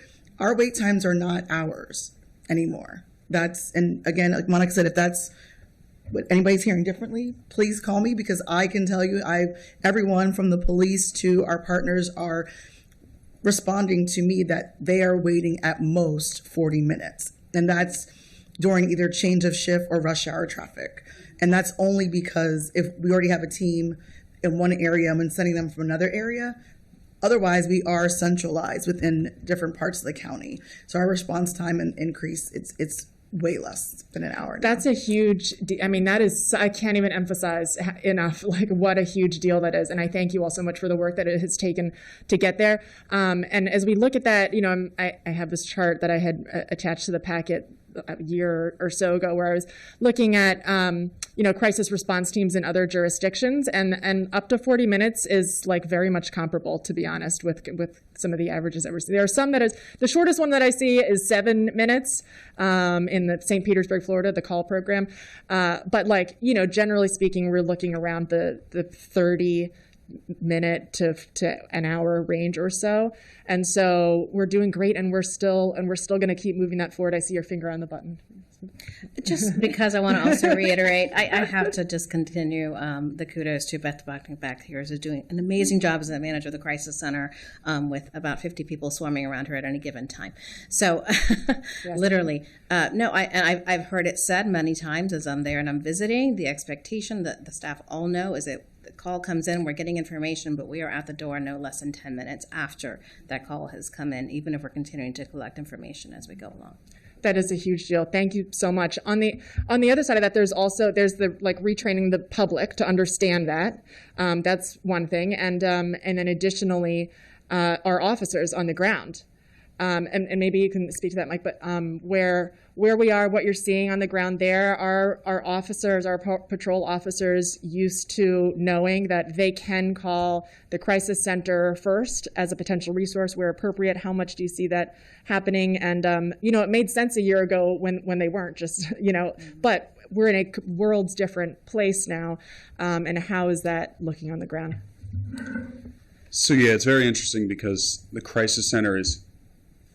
We utilize them all the time. Mm-hmm. So if I'm tracking my data for diversion, crisis center's number one by like 48%. Patrol officers are absolutely calling the crisis center. But in addition to that, they're also calling, on Monday and Fridays, we run the pilot program. The pilot program does not get dispatched through our ECC. It gets dispatched through CIT officers that are working, so we don't have to call the crisis center. We have them working with us. They go immediately when we get the call. So we direct them where to go on Mondays and Fridays. So now we're getting to the point where it's like, hey, is the behavioral health unit working today? And then we get referenced a lot, hey, is this a call where crisis center should go? And the response is always, if you think the crisis center should go out, they send them. And there is an increase in utilizing the crisis center, I think, among patrol officers. And I've actually found a decrease in people coming to me and saying, like, hey, we're waiting a long time. And if we're going to be fair and we're going to be honest, sometimes the crisis center is waiting for patrol officers to clear up. So there's no secret of that. They're waiting for us. Shift change, shortage, people are calling out sick, people are on leave, patrol is short. We know that. You just sat through a session on Monday about our staffing. So I have noticed calling the crisis center, it's quicker. There's an option when you designate, hey, police or physician or whatever it is, and it rings almost immediately. But also, if we can't get a hold of the crisis center, patrol officers will call me, and I have a supervisor from HHS assigned to the unit, so we can get some movement happening where he will actually start responding to the call until we can find out and actually get a mobile crisis team out there. Thank you. I appreciate that.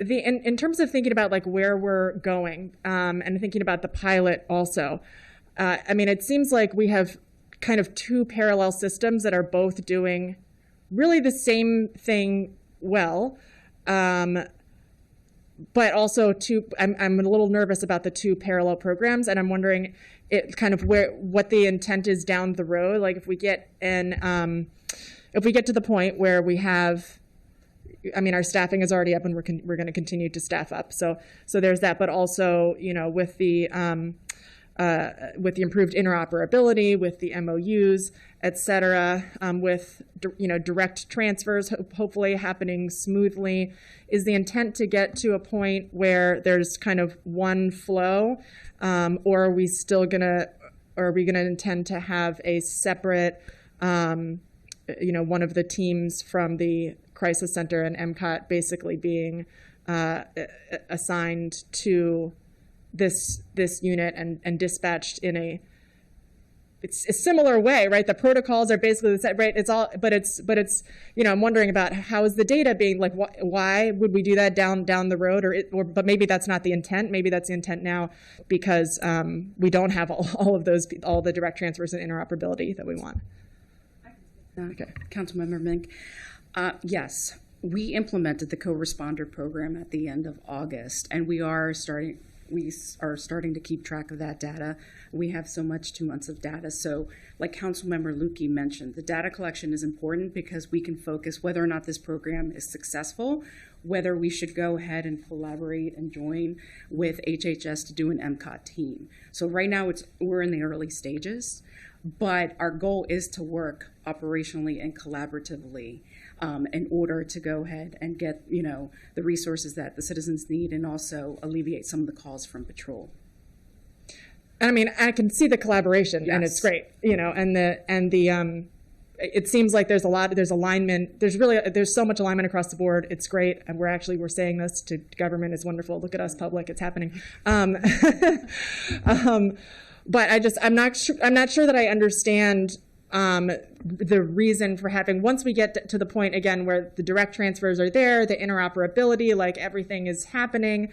If somebody makes a calls 911, right? Ideally, down the line, once we're there, there's going to be that direct transfer happening if there's the need for an MCOT, right? If they check the certain boxes, and that'll happen quickly and smoothly, and the dispatch will go out, and the MCOT team is going to be there with or without police, depending, et cetera.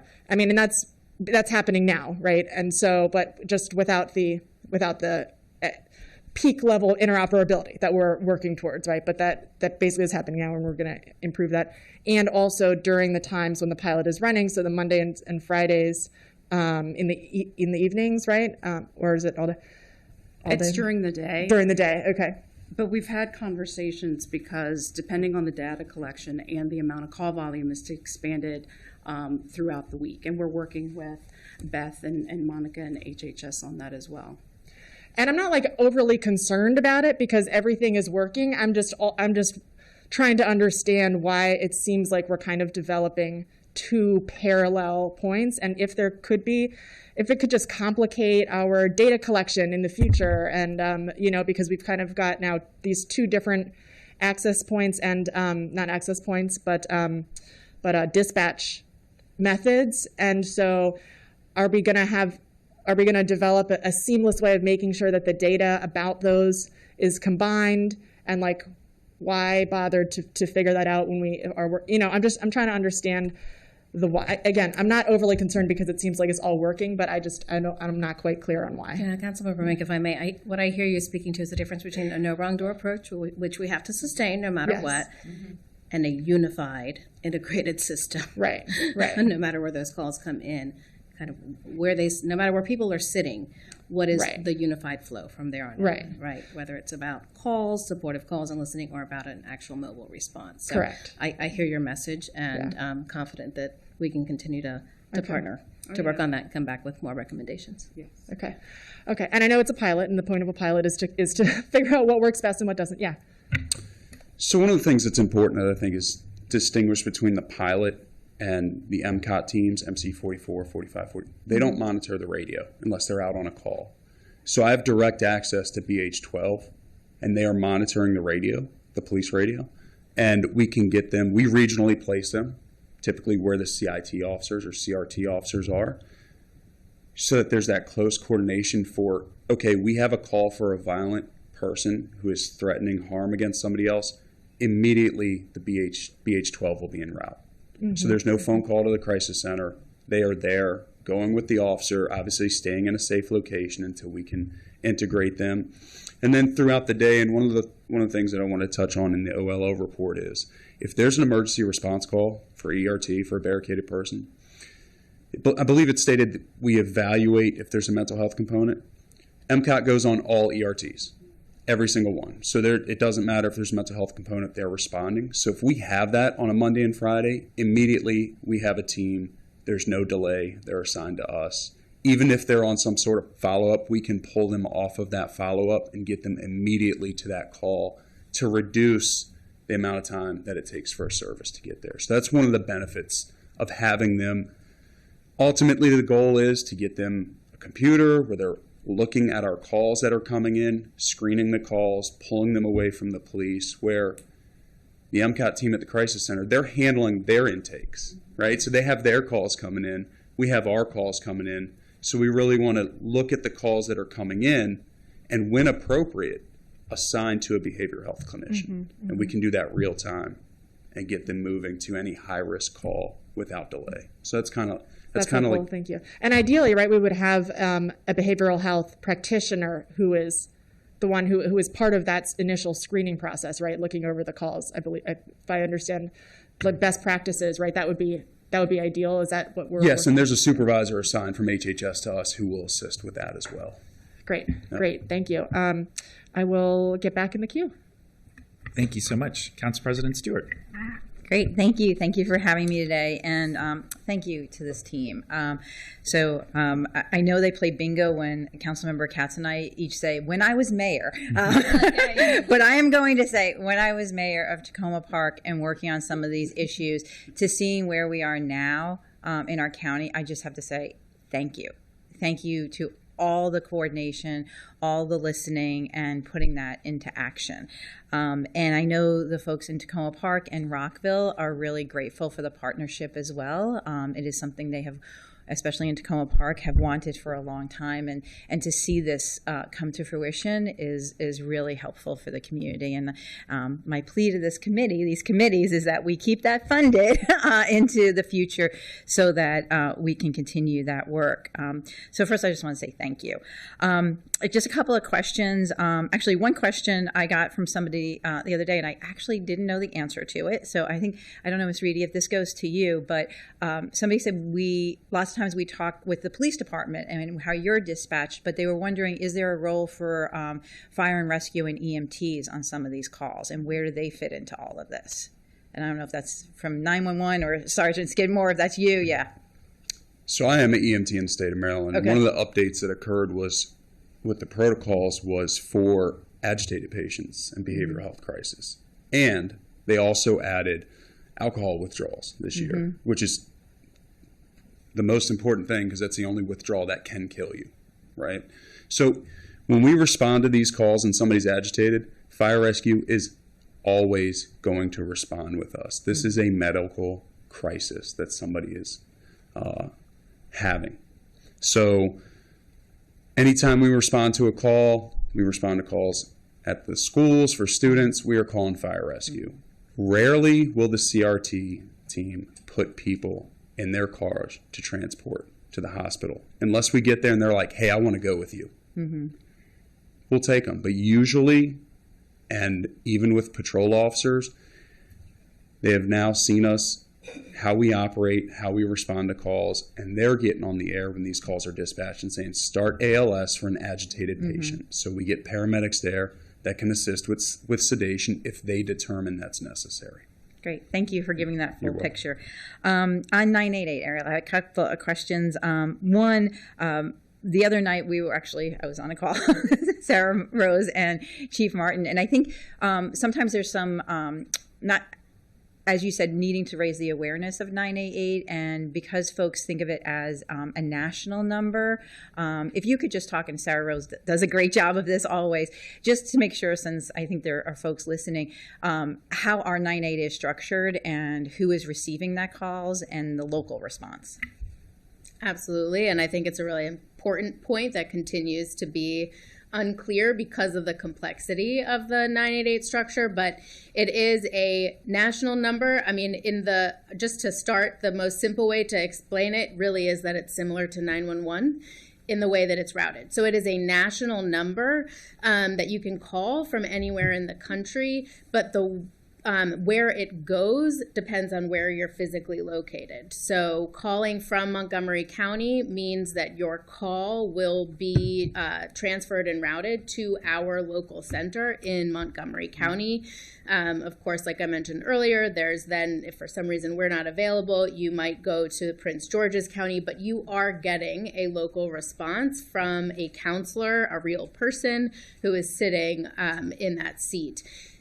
Text and chat is slightly different. Like I mentioned, there's that state level queue. So there are 4 centers across the state responding to chat and text. So you may get a response from a different jurisdiction, but it will be in Maryland. Texts to 988 are currently still routed based on the phone number that they're coming from, rather than the physical location of the individual.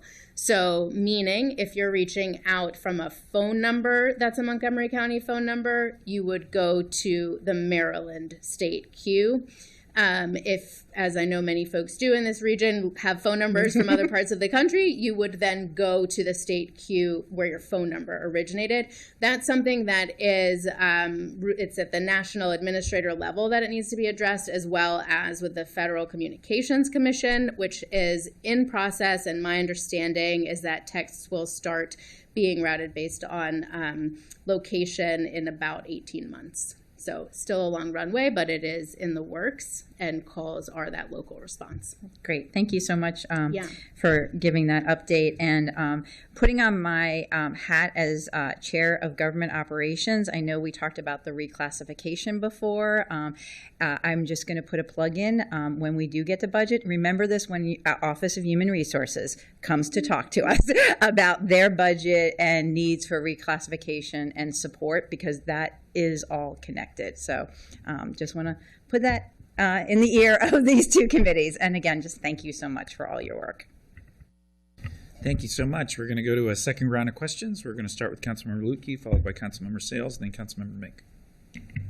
So just quickly to sort of tie up some of the stuff that was discussed about agitated patient protocol. And of course, we talked previously about use of force and emergency petitions, and just wanted to clarify that the first step with an agitated patient protocol is to protect the patient's safety, correct?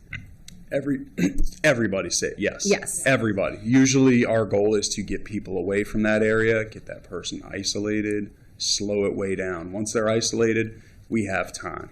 So yes, it is their safety.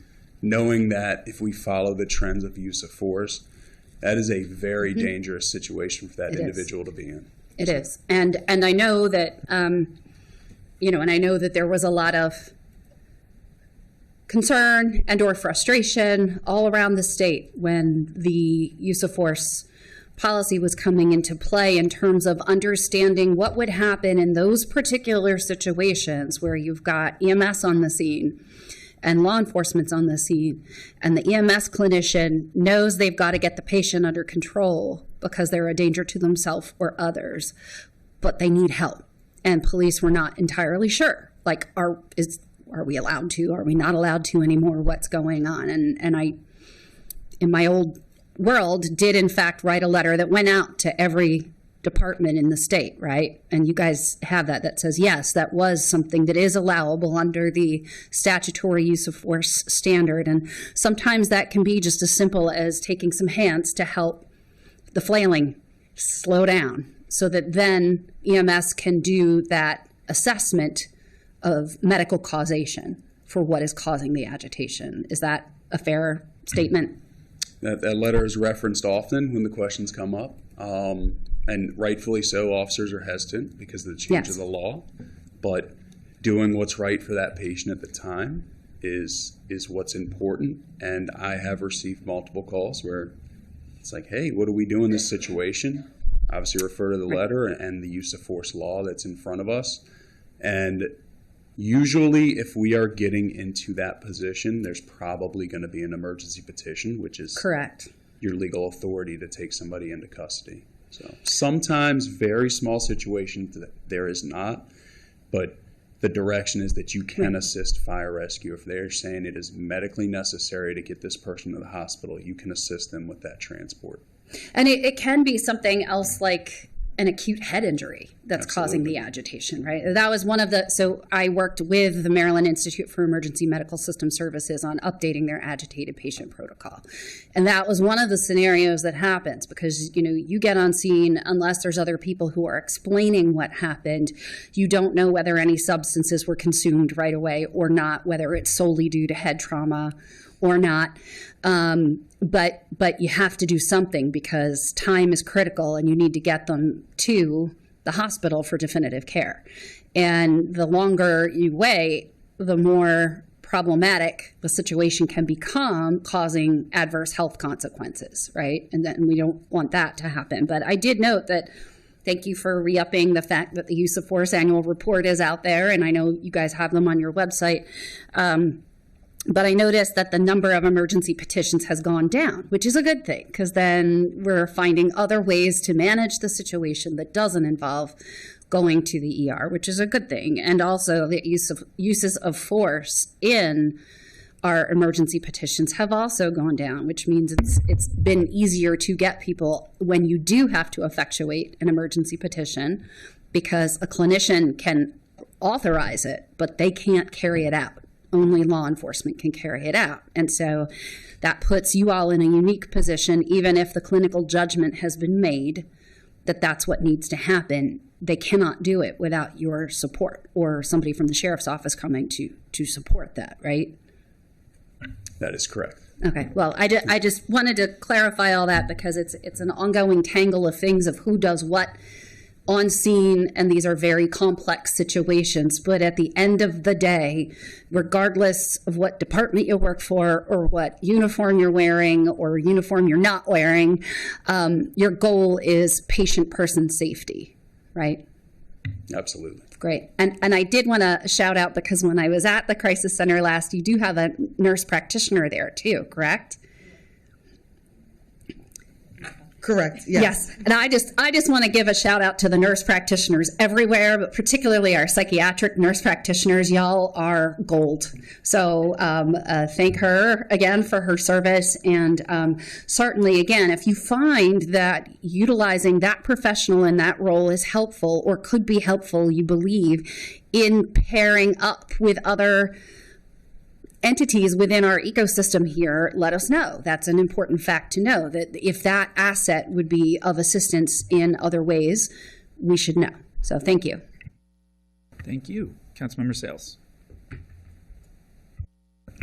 Thank you, Mr. Chair. And given the longer wait times that this report revealed, do we have any information about any pending litigation or legal matters related to crisis responses to determine how findings from those cases can improve how we improve operational protocols and subsequent improvements? Or is this something that would be identified in our use of force reports?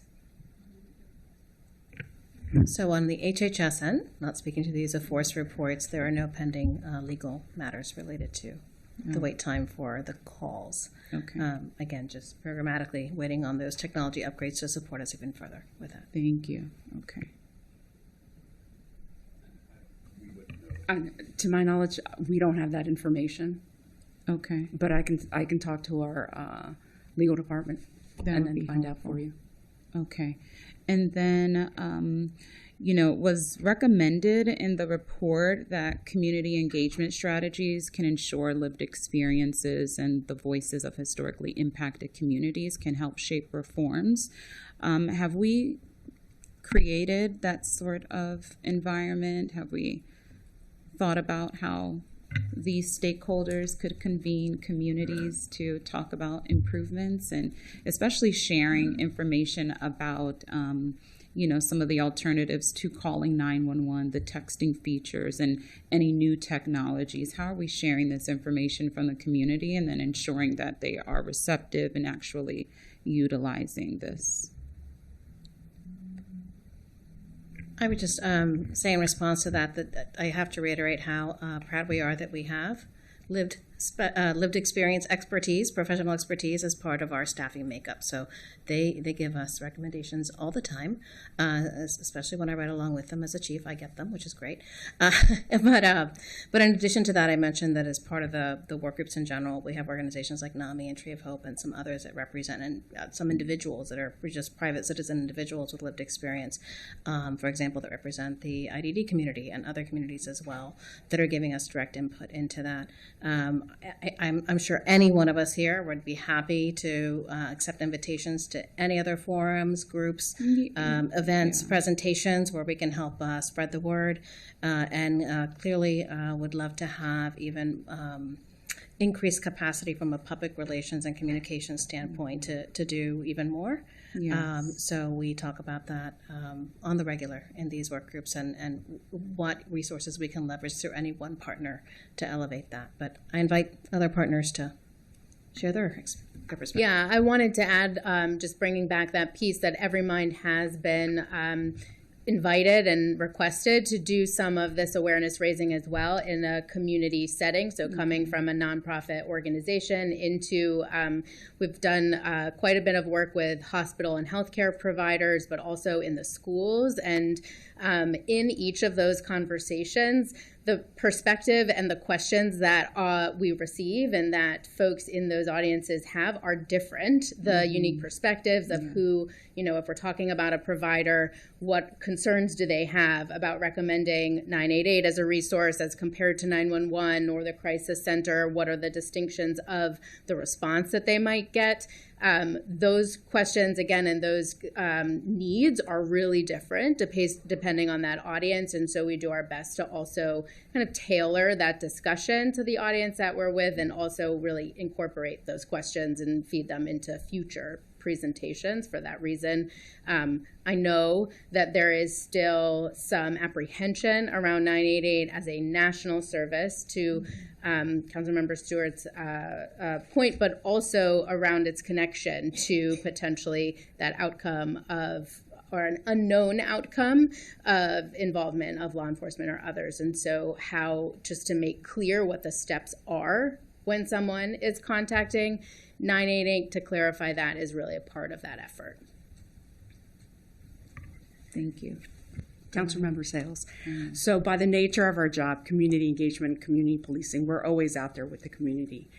And so what we focus, like I believe Chief Yamada has spoken before, is that he's taken mental health of his officers very seriously. So we start internally by giving the resources to officers, whether it's a wellness room or training and classes, because that way our officers can feel comfortable about talking about mental health, emotional health, physical health.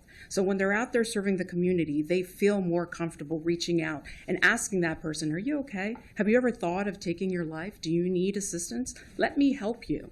So we're doing both engagement internally and externally. So with the community, not only do we have our district community service officers that go out there and give out informational material about Every Mind, NAMI, and also the Crisis Center, we have the Hispanic Community Liaison. This past month, October, as you know, was Domestic Violence Awareness Month. Suicide She actually gave, suicides. So she went ahead and she had an event on Sunday at headquarters for domestic violence, specifically focusing on mental health and wellness. Because as you know, in some immigrant communities, it's taboo. You don't talk about it. Still, some of my relatives say, él está enfermito, not that he has a mental health issue. You try to downplay it. So we are trying to make it more comfortable to have a conversation. In addition to, we have our community engagement officers. COVID did, it did on our students, on our kids. So they need even more support, even more now than ever. So our community engagement officers work with MCPS and also families. I've had some community engagement officers who've reached out to families and said, hey, do you mind speaking to my child about some resources? I need some help. And of course, they're willing to do that as well. And then, of course, I know the report mentioned town halls. We're more than willing. If you go ahead and schedule a town hall, we're more than willing to attend, tell you the resources, and have a good conversation about what we can do to help you. And I'm going to defer to Sergeant Skidmore because he's chomping at the bit. This is a timely question, council member. I had a meeting yesterday with NAMI, and January 21st from 7 p.m. to 8 p.m. we're actually going to host them and discuss the difference between MCOT, the pilot, CRT, how we can be helpful, how we can, and realistically, just be there to answer questions, right? We specifically discussed one thing that I've learned as a police officer. People don't keep papers in crisis. But there's a guy I know that has had my card for 14 years when I worked at another police agency and still has it. So we need to be able to figure out how to message it properly, easily, and quickly. Yes. 988, 911, you see it at the bus stops, right? Yes. Who to call. Somebody in crisis can't do that. No. They don't have capacity. So when we talk about how do we route these calls, it needs to be as easy as possible. Yes. And that's why we have the no wrong door approach. If you call 988, you're going to get service. You get 911, somebody's coming. Okay. The goal is then really to educate and work with lived experience, which we do in CIT class when we teach the course to the department. NAMI comes in and speaks to the officers and shares their experience. And I mean, we have all sorts of resources that come to that resource fair. And in addition to that, I would like to say, I don't know the percentage because I don't know how many officers that we have. We only have 65 more officers to put through the CIT course. Oh, that's amazing. We have been working really hard. We added an extra class this year. So we should have, with all things being even, 100% compliance by next year. Awesome. And every recruit coming out comes out with the CIT training. That's so good to hear. I know we're seeing a lot more Know Your Rights trainings that are happening. We also have our minority health initiatives, and working with those organizations as well would help have law enforcement present in situations that you wouldn't ordinarily have them in. So you don't have to stand up your own environment or own town hall, but just piggybacking and ensuring that, you know, a CIT is available and present, and showcasing all of those different entities and resources that are available across the county can certainly help with engagement. And then, yeah, I'm excited to hear about this January event, and anything we can do to especially help with, you know, raising awareness about it. Is that open to the community? Yes. Oh, very good. And it's going to be in person and hybrid, so there will be a virtual option as well. Okay. I was very supportive of, you know, ensuring we had resources in our jails to ensure that there's accessibility for our officers who go out and work with challenging populations every day. So we just want to make sure that our residents know that we have resources for them as well. And please keep us posted. This is an important time of year to let us know what's needed to ensure that you can continue to do the best job possible for our community and yourselves. Thank you. Thank you. Councilmember Mink will take us home. Can I make one other comment in response to Councilmember Sales? I appreciate the reminder about the time of year and the holidays coming up and the increased stress that creates for so many. For so many of us, including myself, I'm one of those. But I had to also just re-highlight that our mobile crisis teams are mobile crisis, and outreach teams, I have to re-highlight the O that Dornay is very big on, just like the O in her name, because it is the clinicians and peer specialists themselves that go out and staff tables. In any outreach fair, in any event, almost at any time because of that increased capacity. I know I'm probably overcommitting Dornay's team right now. So it's always with a caveat that if they get dispatched, they're going to wrap up and go be dispatched. But they're available, and they can speak, again, directly about their own experience, or just be available for resources and support, or be on standby to support someone who might be having an emotional response to anything that's being discussed at an event at any given time as well. So feel free to call us and utilize that outreach. I know that we're going to have the Crisis Center and our treatment services team and our prevention and harm reduction services team, for example, at the Black Men's Health Forum coming up in the beginning of December.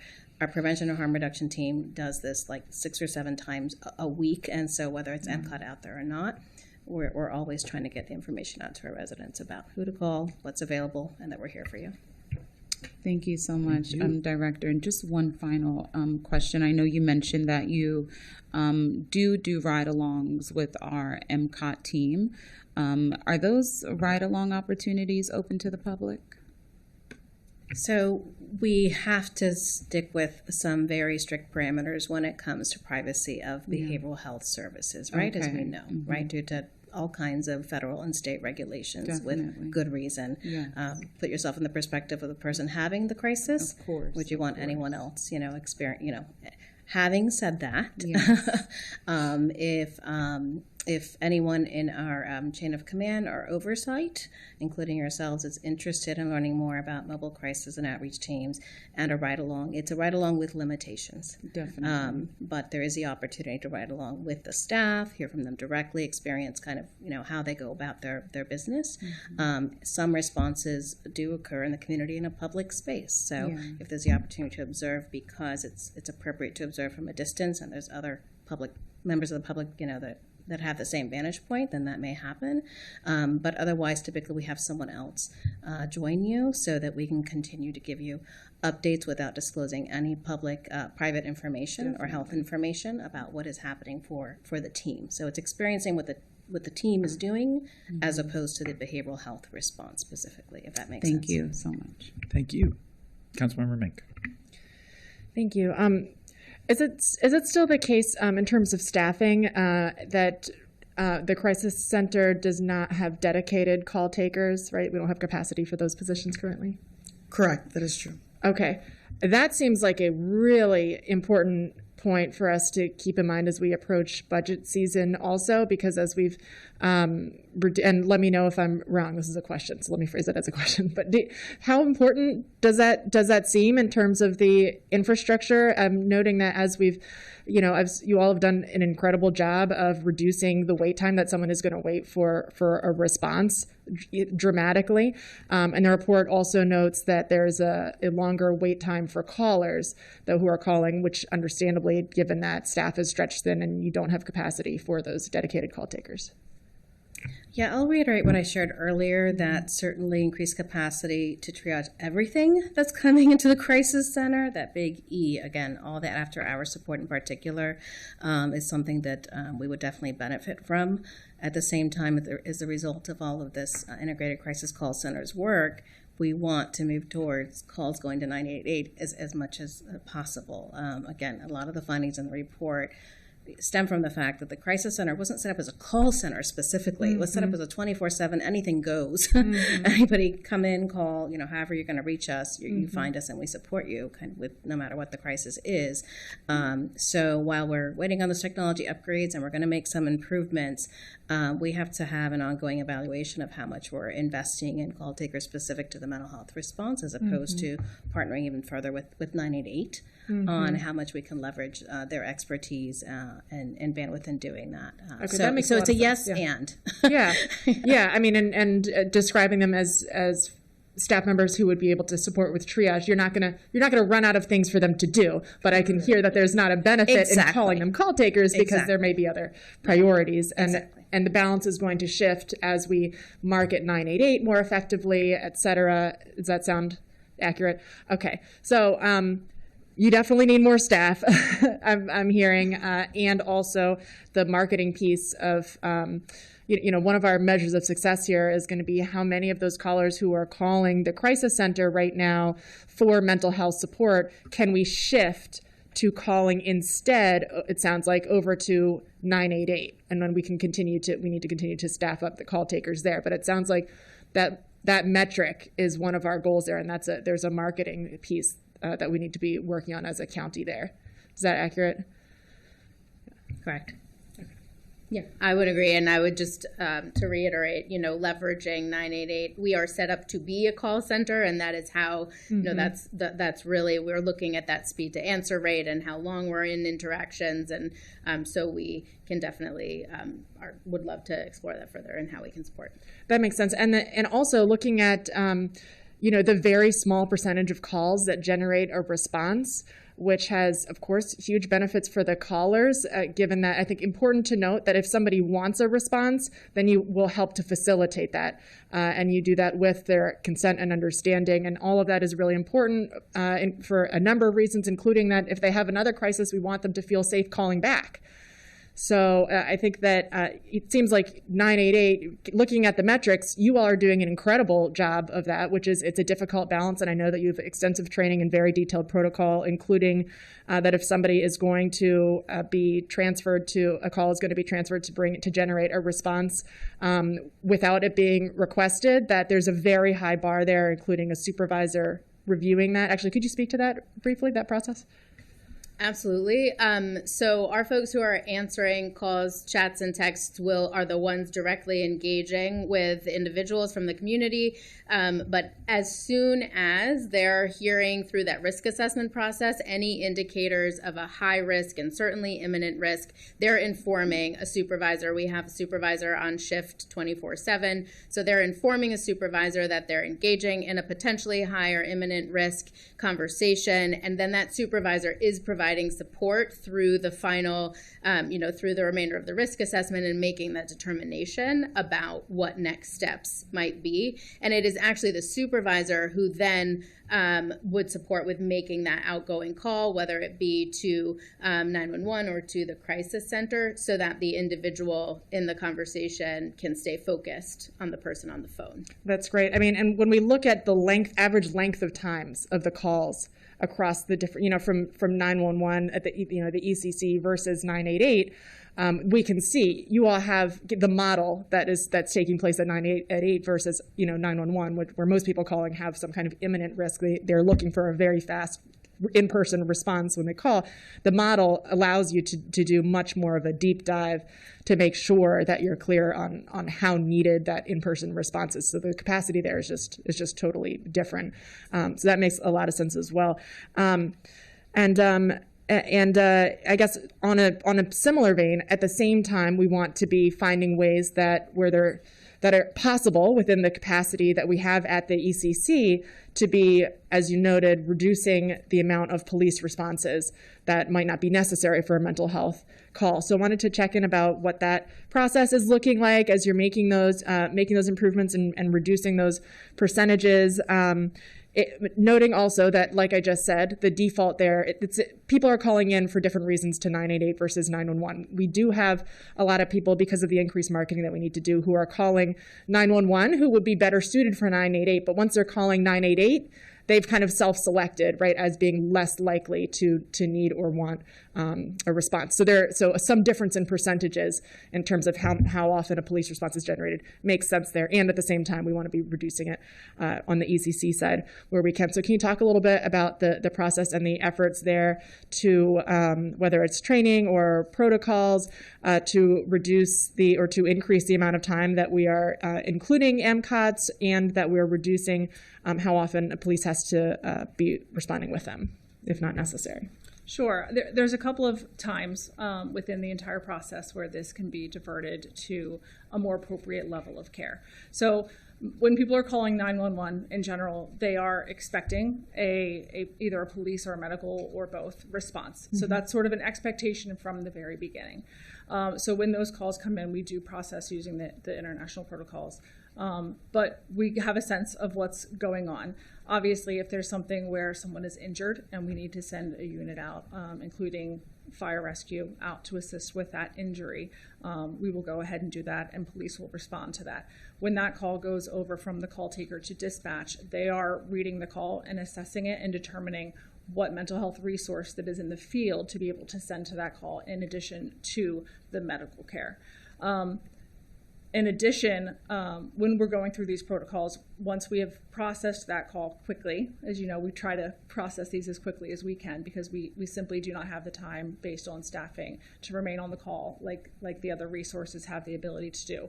We process that over to dispatch, and that's the second avenue of where the field units can assess the call. Once it's actually been dispatched to a field unit, where we can choose to send behavioral health or we can choose to send to an officer.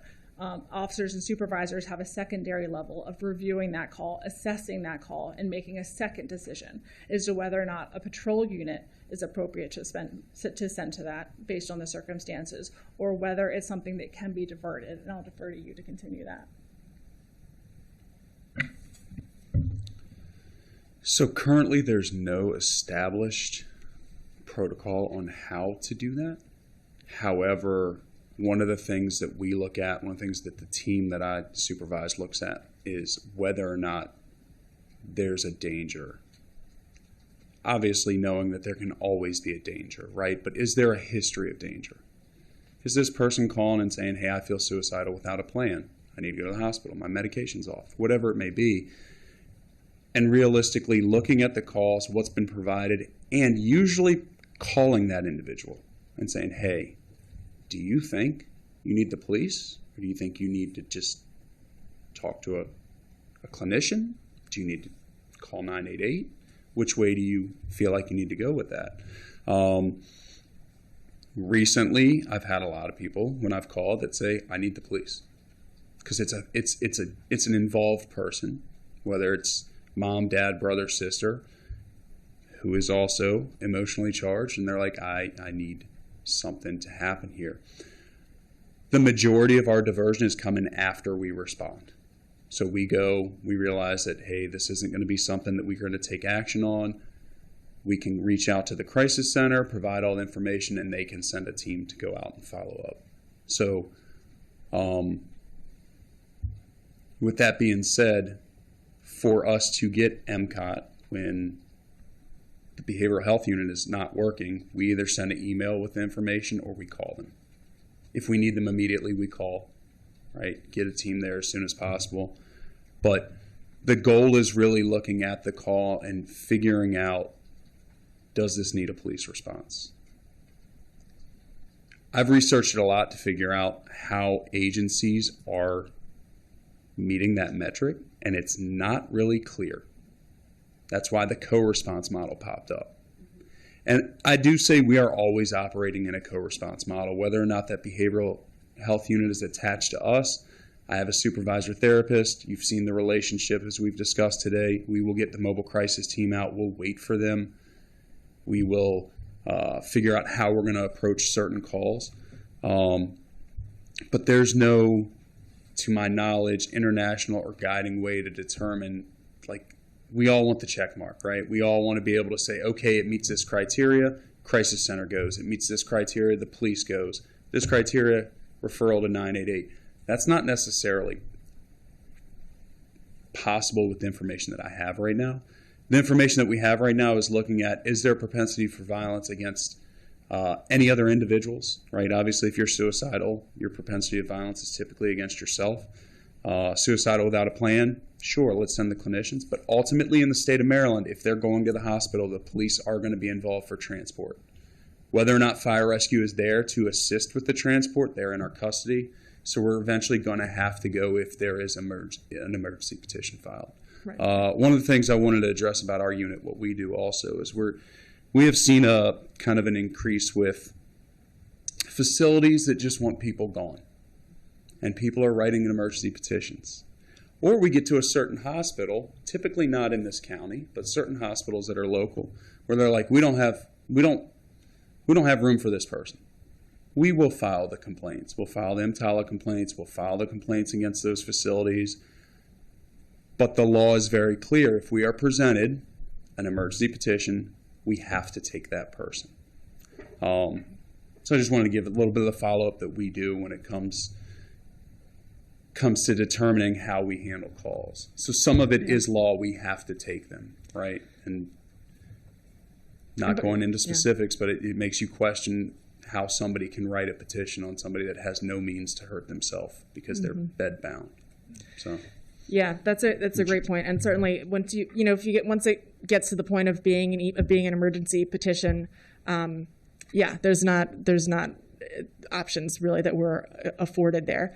In the gray area, as it's referred to also in the OLO report, I think that's maybe where there's room to look for how we can improve on our models and our protocols.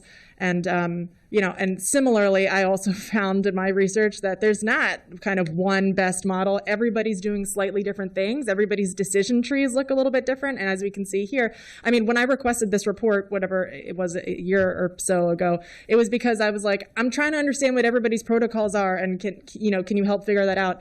And it's because we're still figuring that out also. And I think that'll continue to be a work in progress. And as we have expanded capacity also on the MCOT side and within the crisis center to be able to handle more types of calls, then we'll want to put more types of calls into that bucket, going beyond mental health. There's disturbance calls, there's, a variety of other types of calls that, our patrol officers will tell us.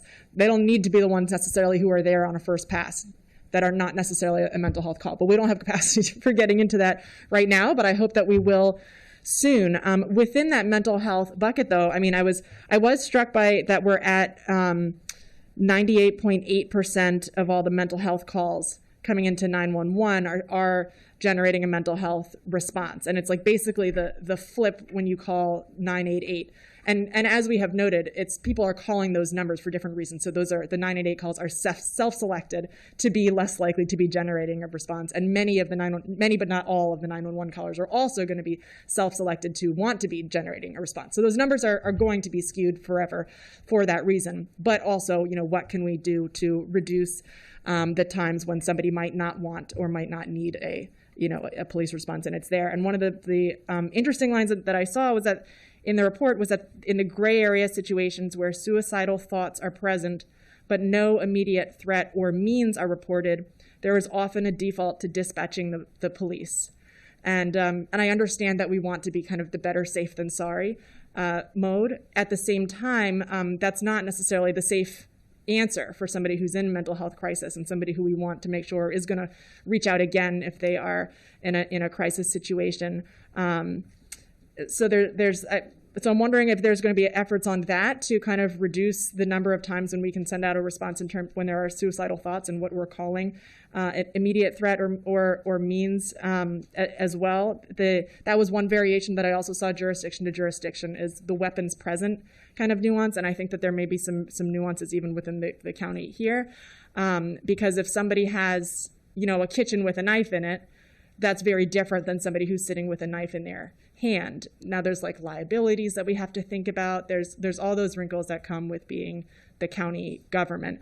But we want to be looking for ways, of course, to reduce responses that aren't necessary and that haven't been consented to. As you are working towards protocols that everybody kind of agrees on, are those conversations that are happening, are intended to happen? What I will add, it's ironic that you bring that up because we literally just had a meeting yesterday specifically about this issue and defining what that means for someone to have a weapon. Because as we're working through the MOUs right now and as we're working on the graphics and the training that we're going to provide to our 911 specialists and how to divert these calls and what criteria exists and try to enhance what currently exists from 2023 and make it more clear and looking at the numbers, knowing that it is a small number, trying to assess, is that because we aren't getting the calls that are eligible, or is it because we are not transferring those calls that are eligible? And if so, what is the reason for that? And I think there's probably a combination of both. I think that a lot of the calls are coming in and do require a response, but I think that there are more that could potentially be transferred over. And there is some level of fear and concern about liability when it comes to the department and the specialists themselves and wondering what happens if they make the wrong choice. So that's a lot of training that we have to decide on our end, and we also have to get that in writing so that there's a level of security and safety that they feel in dispatching or sending some of those calls over to diversion instead of sending a unit, understanding that a lower but more appropriate level of force or level of response is beneficial to the caller. And that the outcomes are better. And I think that's just an education piece that we definitely have to get on board with. But coming up with those definitions, in terms of our criteria right now, it says no weapons. But what does that really mean? It doesn't go further into, is it a kitchen knife? Did they have it on them earlier and it's now not with them anymore? Have they de-escalated since that happened 20 minutes ago? Do they have a different type of weapon, or is that weapon, a rope, right? Something like that. So clarifying some of those things in our policy and in these procedures that we are developing and in the MOU. And then providing that training to our specialists is absolutely a part of what we're talking about as of even just yesterday. Great, thank you. And yes. I wanted to add from the perspective of the Integrated Crisis Call Center work group. So anyone correct me if I say anything inaccurately here, but there's been such an emphasis on the diversion at the time of the initial call. That's true at the state level and the task force that Sarah's been a part of as well, but that we've really recognized in the conversations across partners in the Integrated Crisis Call Center work group that there is this complexity of what happens after the initial contact, that there is some diversion that's almost happening like informally in terms between entities and partnership. And many of us are actually convening tomorrow in kind of an initial conversation about like how do we capture those more informal or those diversions that are happening after the initial call. So I don't want to overpromise because again, tomorrow's like the first conversation about it, but it is definitely something that we've noted across partners as like another piece that we really want to understand better and a place to zero in on. Well, I really appreciate that. It's great to hear about the nuances that are happening in these conversations. Definitely look forward to keeping up with that. And then, as you know, a critical part, obviously, of the interoperability that we're working toward being seamless. And last question is just in terms of that. In addition to the MOUs, are there any other kind of like key steps that need to happen to get to that point? You know, the development of protocols, obviously. What are we looking at timeline-wise? Approximately in terms of getting to the point where we've got the direct transfers, we have some, maybe they're going to see improvements and growth obviously, but in terms of agreed upon protocols to use for that. So we've got the MOU. Are there other kind of key steps that we're looking at, and timeline wise, what are we anticipating? I'm going to let the co-chair speak further if they want to. I would just say that the first level clearly, I think, is formalizing the diversionary protocols that already exist across our entities. You've heard us talk about some of them here, but they're not necessarily set up in a formal partnership. And then we had already identified that bringing TABs to the table around the technology piece is kind of the next step in the next year of this work group. So I'll share that much. I know it's not a concrete timetable, but if anybody else wants to share anything else, feel free. Sounds like we'll have major developments within the year then.